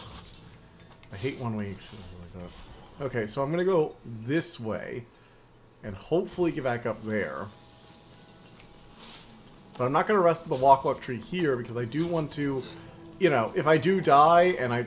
After, like, trying to come back or something like that, learning, hey, that wasn't the way, I'd rather not have to... I mean, I guess it's next to a teleport, it wouldn't have mattered. But we'll see.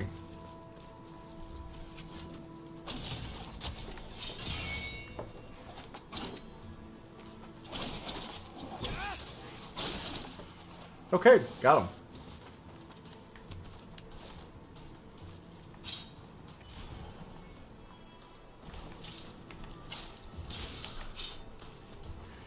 Ooh.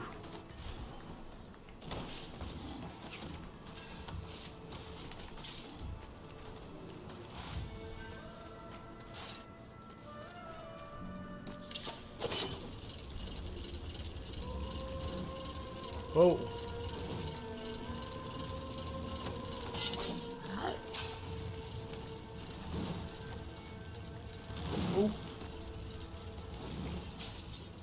Okay. That was a pain.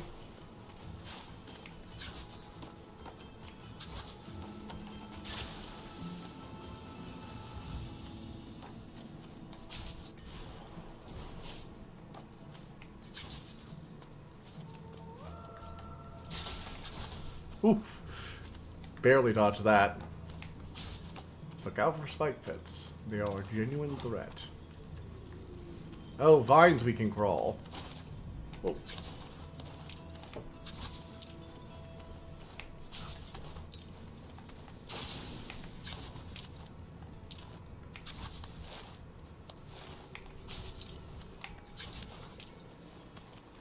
Hey! Look at that. And it looks like this is an entrance back out to the forest. Okay, so this was the right way to go. That's good. Soma tree.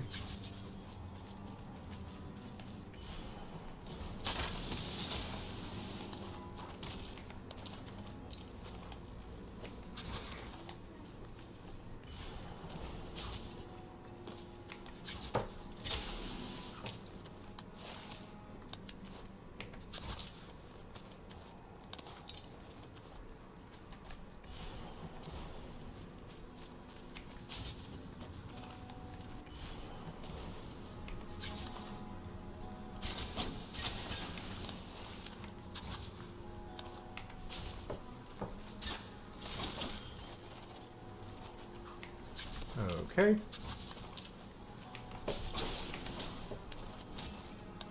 Up.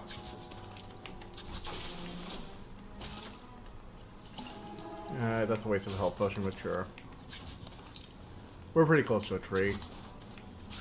The closer you are to a tree, the more frivolous you can tend to be with these things, especially when you're first exploring. The further away you get, the more you're like, okay, it's a long walk. Need to conserve.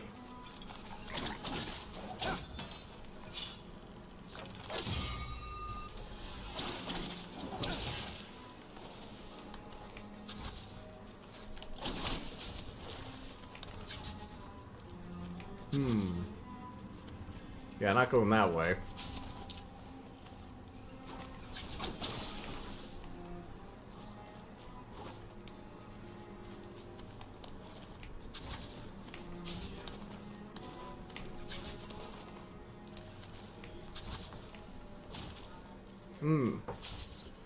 Okay, let's see.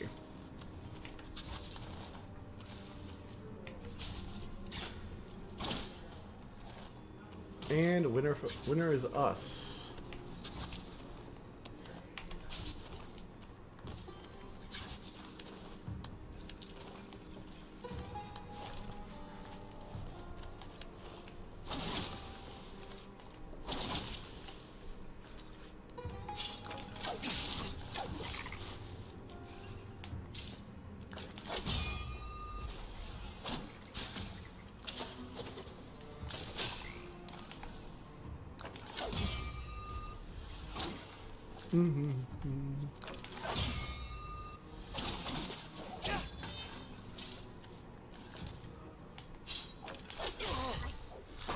Oh no!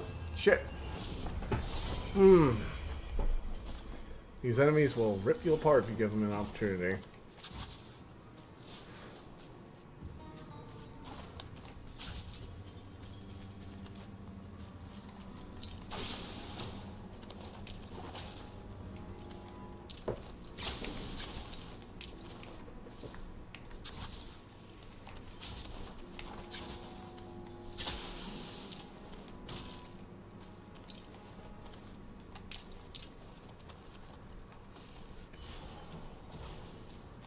Okay.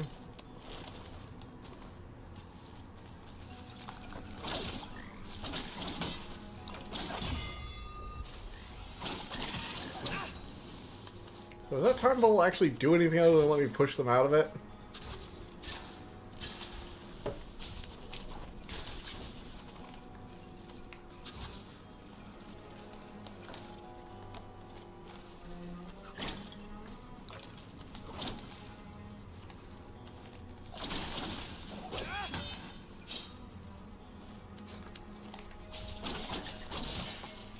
Yes.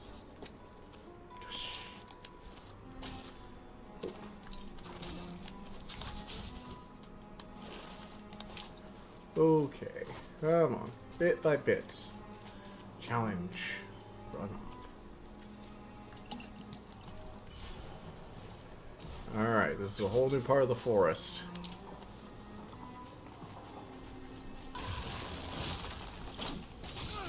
Whoa, that's new. Ow.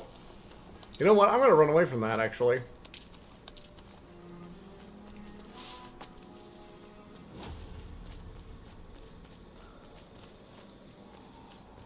I hope this is explained. Stoked by fires. Yeah. So... yeah, I don't really see a way past that. Okay.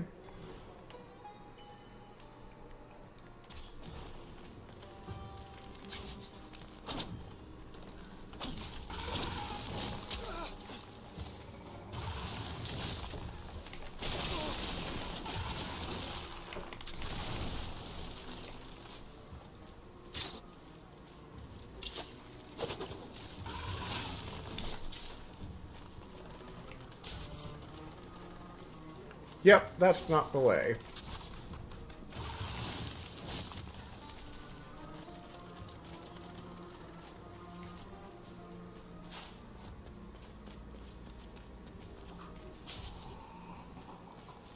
Oh. Hello. We have here. Oh, a teleporter. That's nice.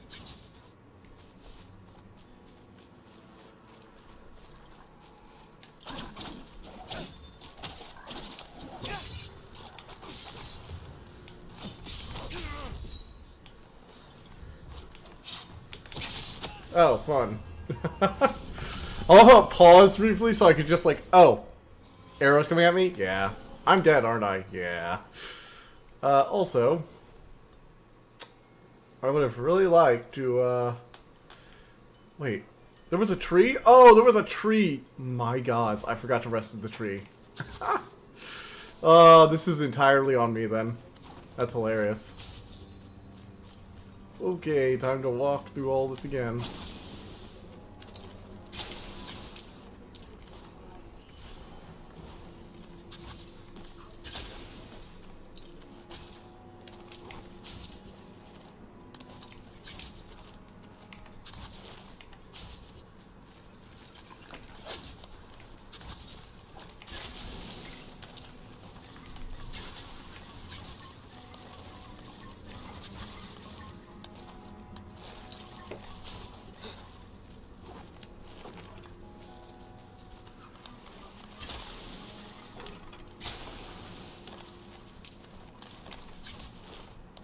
Alright, climb all the way up. And now we're going to go to the left. We need to make it back to that tree.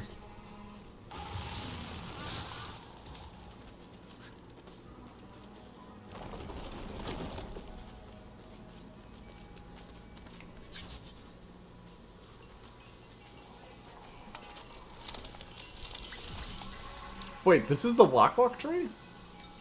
Okay.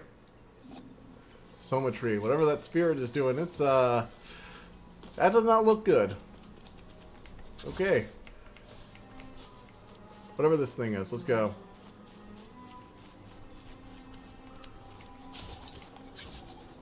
Wait.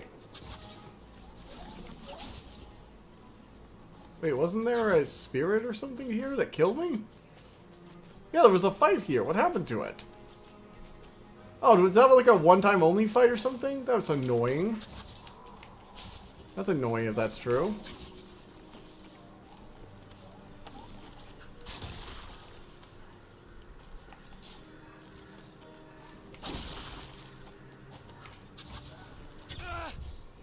Ooh, wow, that actually really hurts.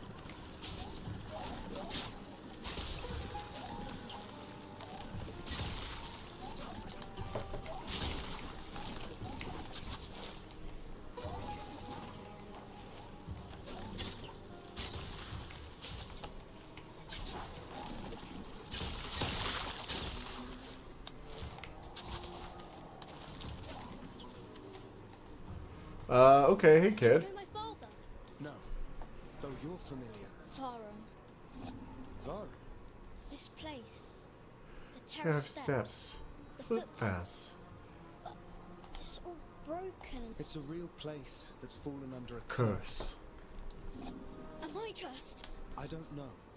But don't worry. And you, traveller. What is your name? Sargon. Sargon. I'm pleased to have a friend, Sargon. Oh shit, we're doing some time screwery right now. Wait, so does that mean that we knew the reason he let us join the Immortals because he knew us as a kid and we like saved him?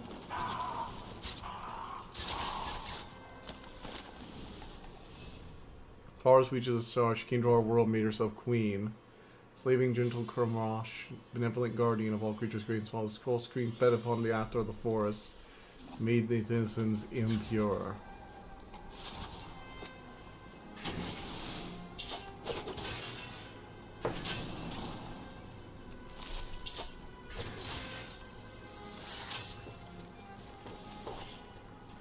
Okay.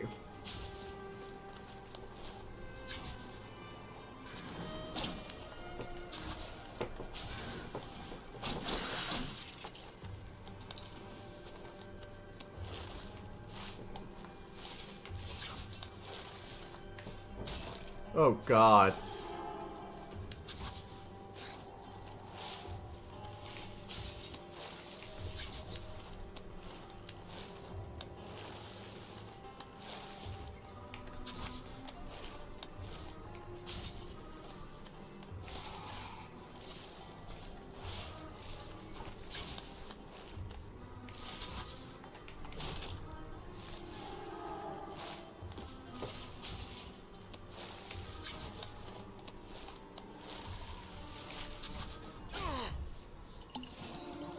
Alright, I'm just gonna assume I got that. Probably didn't, but you know. This place is full of death traps. That thing again! It always seems to appear when I'm out of health potions. God damn it. Oh no, there's more of them now. Shit.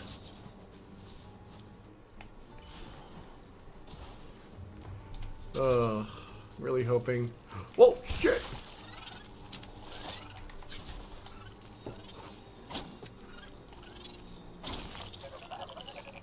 Whoa.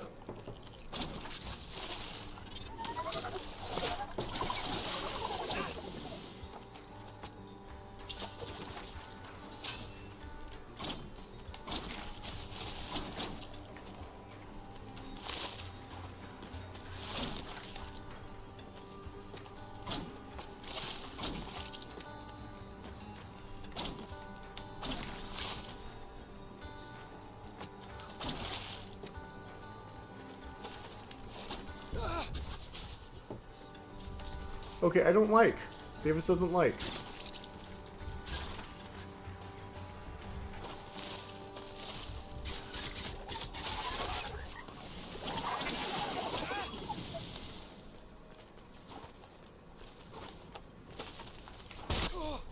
Okay.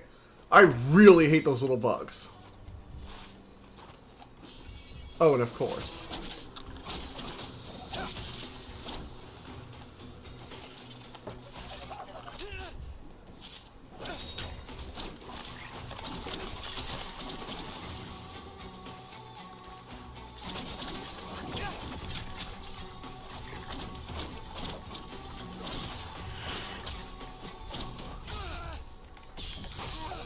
God damn it!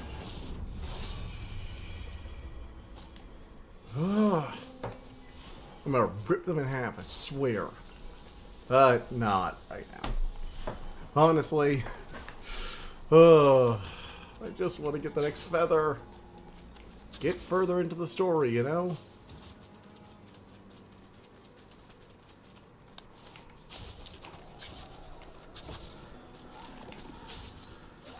Those things. Good God. Let me get one. My hair out. Oh, shit. Okay, seriously? Did they have to design it like that? That's just cruel. It's like, yes, let's send him all the way down. Punishment for his hubris.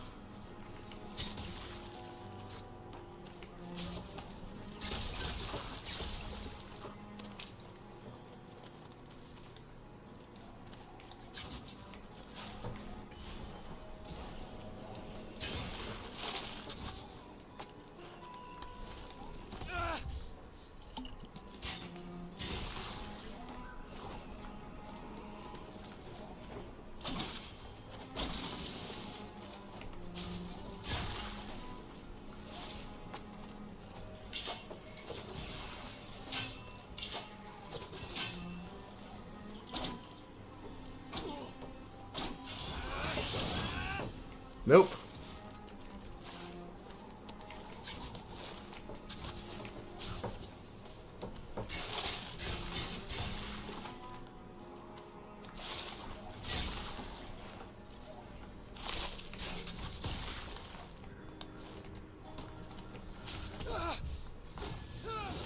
And Davis dies again.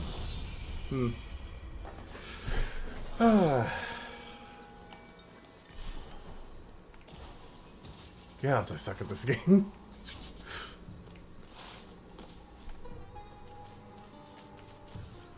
Oh, joy, this guy.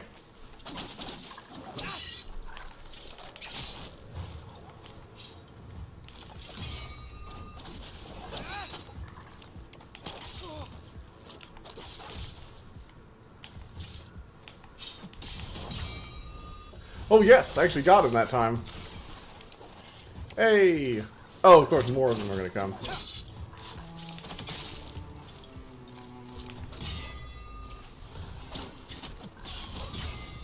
Slash!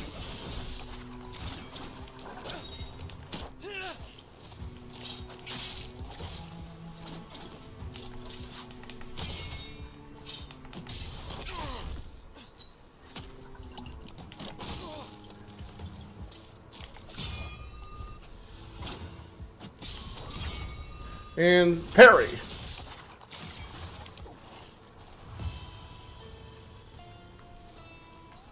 Alright. I guess it's just like a random event that can happen here. That's actually kind of interesting.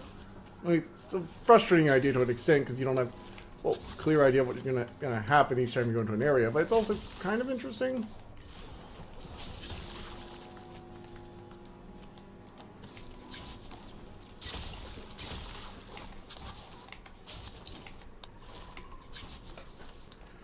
Okay, so we're just gonna head down here.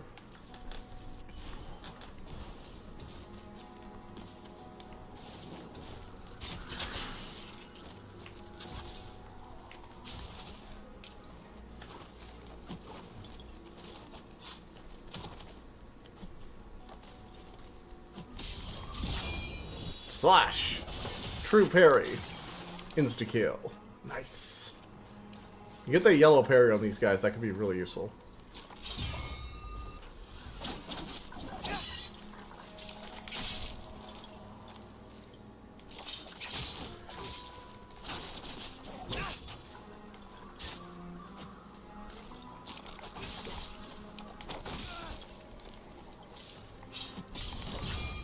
Oh, thank goodness.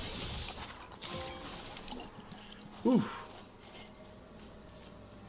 You don't want to get swarmed by multiple of them, because that's just, that is infuriating, actually. Alright, so...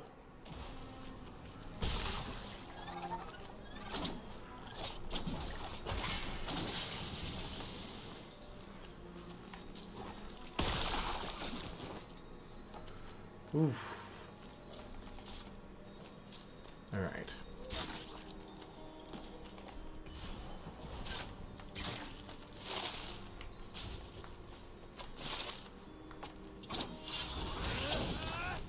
Nope, can't break it open that way.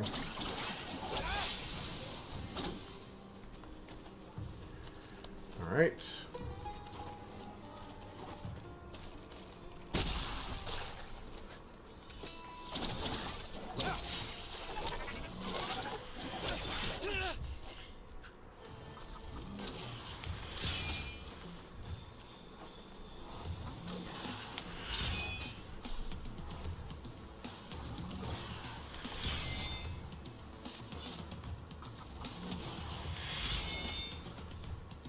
We're just gonna do this.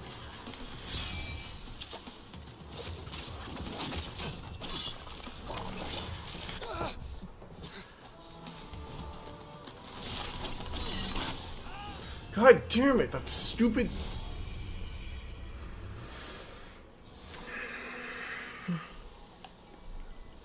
Okay, calm down. We are going to make them eat their own entrails.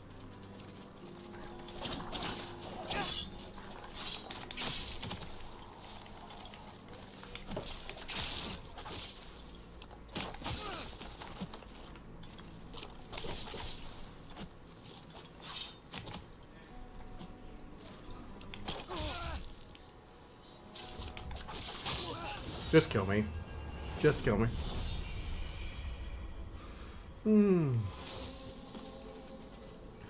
Ugh. I can't get that timing down. Every once in a while I fall into the groove and then I'm just like, nope.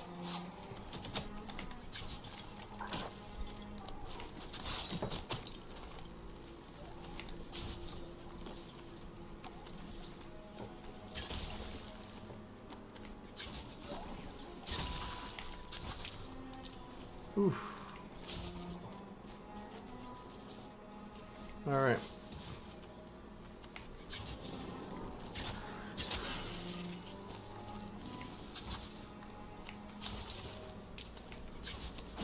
Alright.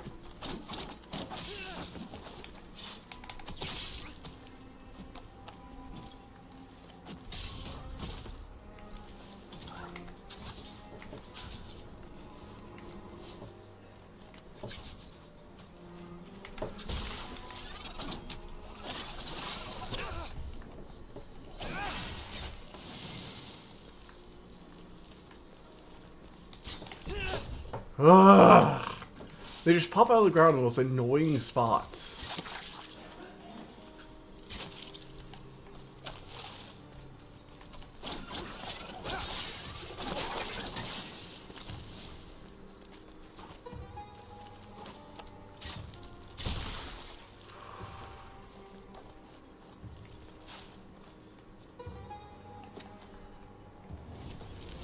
Okay, valuable item corrected. Oh, Damascus ingot. That's good. Now.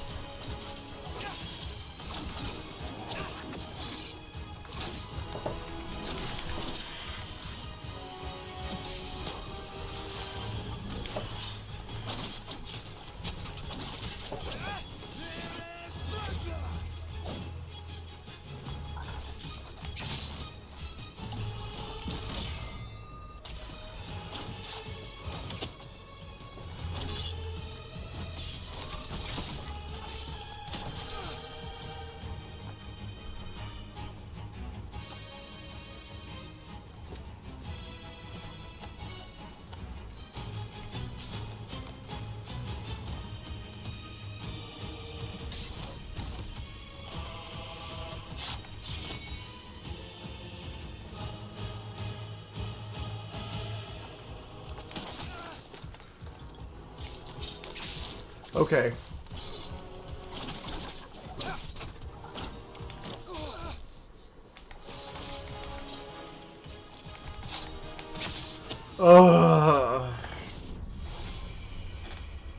I keep trying to go on the defensive because they keep parrying me, and it just does not work. Oh, I'm just terrible at the timing for that stupid jump kick they keep doing.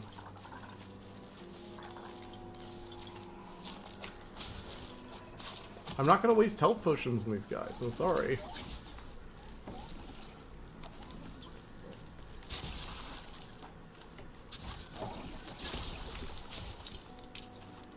I genuinely think they didn't mean for you to be able to grab that vine.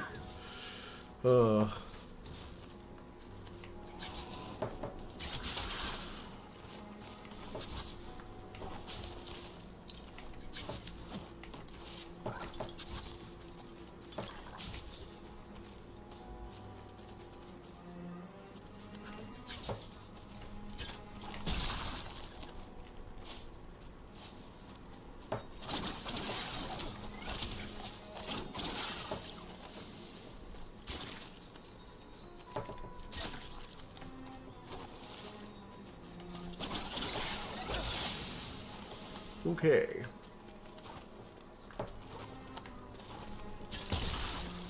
Oof. Don't want to go into this fight already getting hit like that.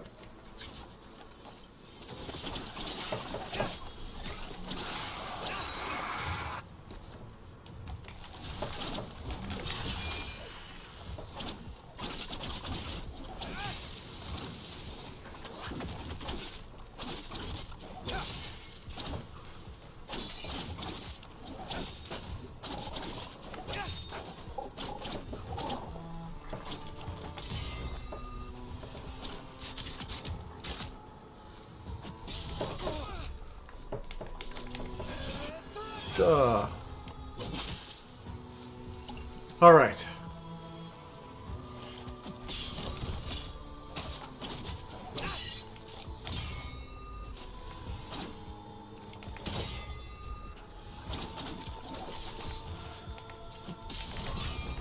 Yes!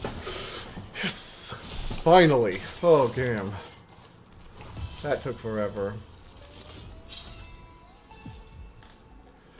Ooh. Ooh, wait.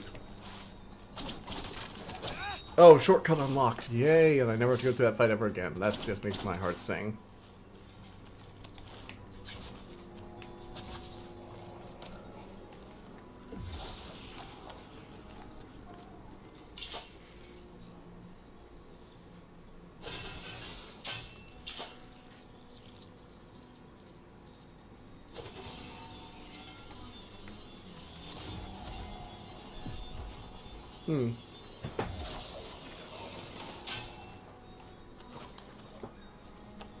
Okay.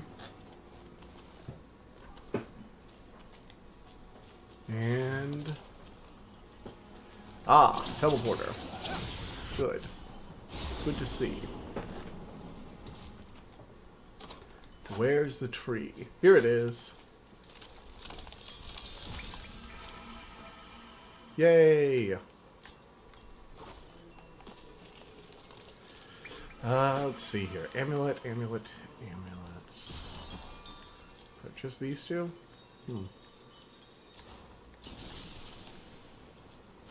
know what? I think I'm gonna let that be it for tonight. Well, okay, let's just see what the next area has. If it's like a boss fight, I might as well just do that now. If there's no reason just not to do the boss fight if that's what's next. Let's see here. It feels like the lead up to a boss. Yeah. Yeah, this is the lead up to a boss fight. Okay, cool. So let's just do this. And then that'll be it for tonight once we finish up this boss fight. Ooh, creepy lady in a tree. So soon. Oh, this is must be the corrupted presence.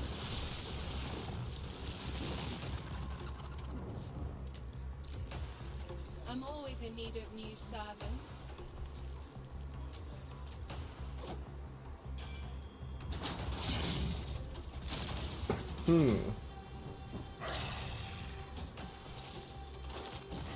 Okay.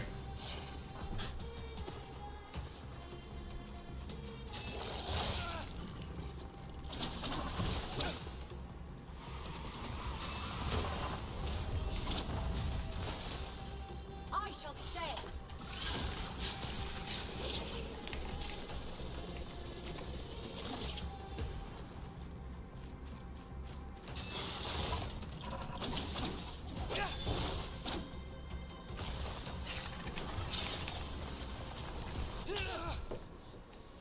You will serve.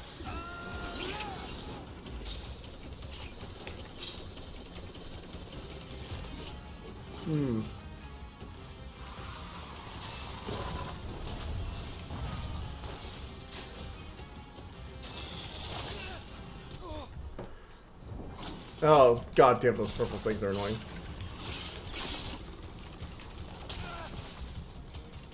You will serve me.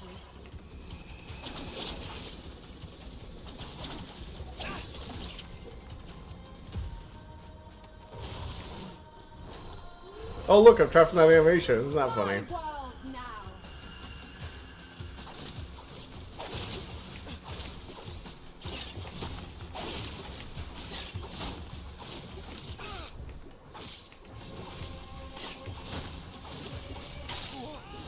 God damn.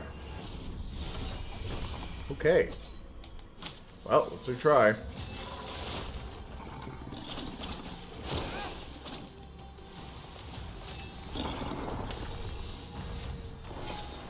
All will serve.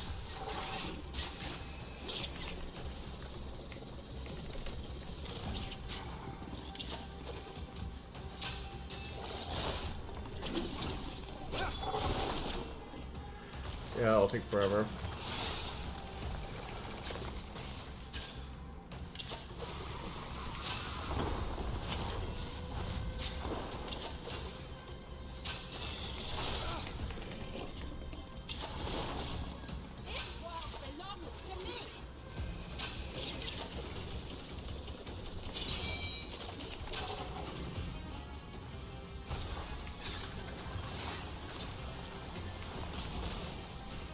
Ugh.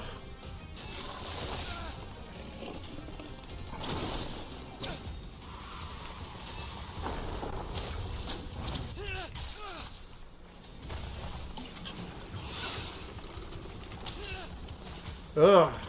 My world now.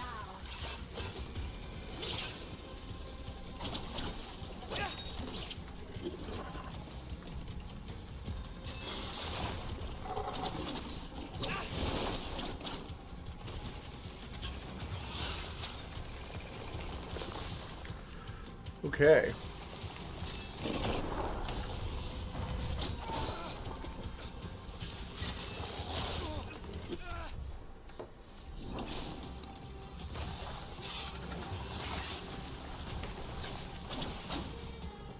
I shall stay. You will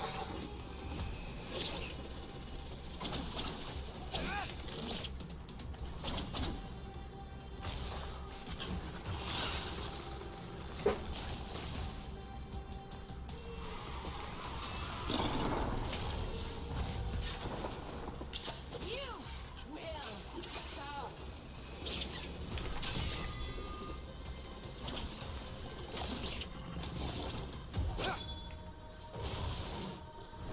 Oh, great. Now she comes in like this. My world now.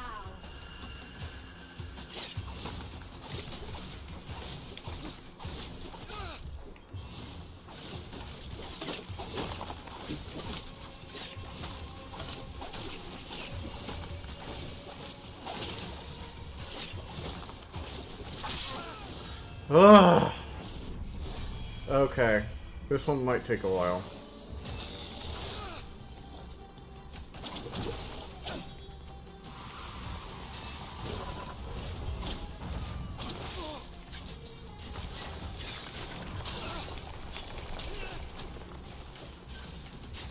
Maybe I can try parrying or something? I hate all these monsters that have like no parry, like these unblockable nonsense.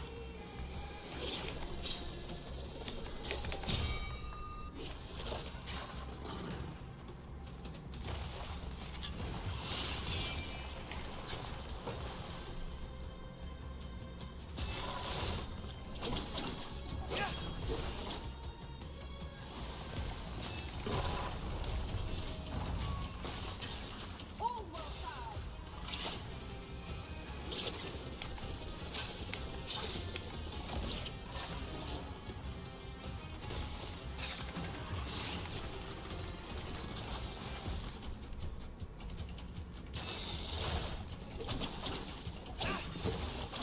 Ugh. World belongs to me.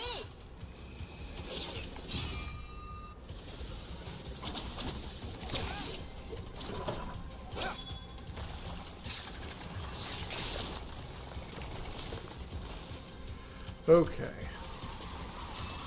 I hate this attack so much. It's like, yeah, let's go ahead and drop down these little bombs everywhere to make his life just that much more difficult. See, that's... Ugh. I hate it because there's not enough time to actually stop it. You know what? This is Thursday Davis's problem. We're gonna go ahead and say nope for tonight, because if I keep going at that... I just hate that uppercut bomb attack. It is so punishing. Like, I can deal with the other three very easily, but every time she uses that attack, I get hit by something. Whether it's one of the bombs, or the downward, or the upper. Ugh. Anyhow. Thank you guys for tuning in, and I'll see you guys next time. Bye.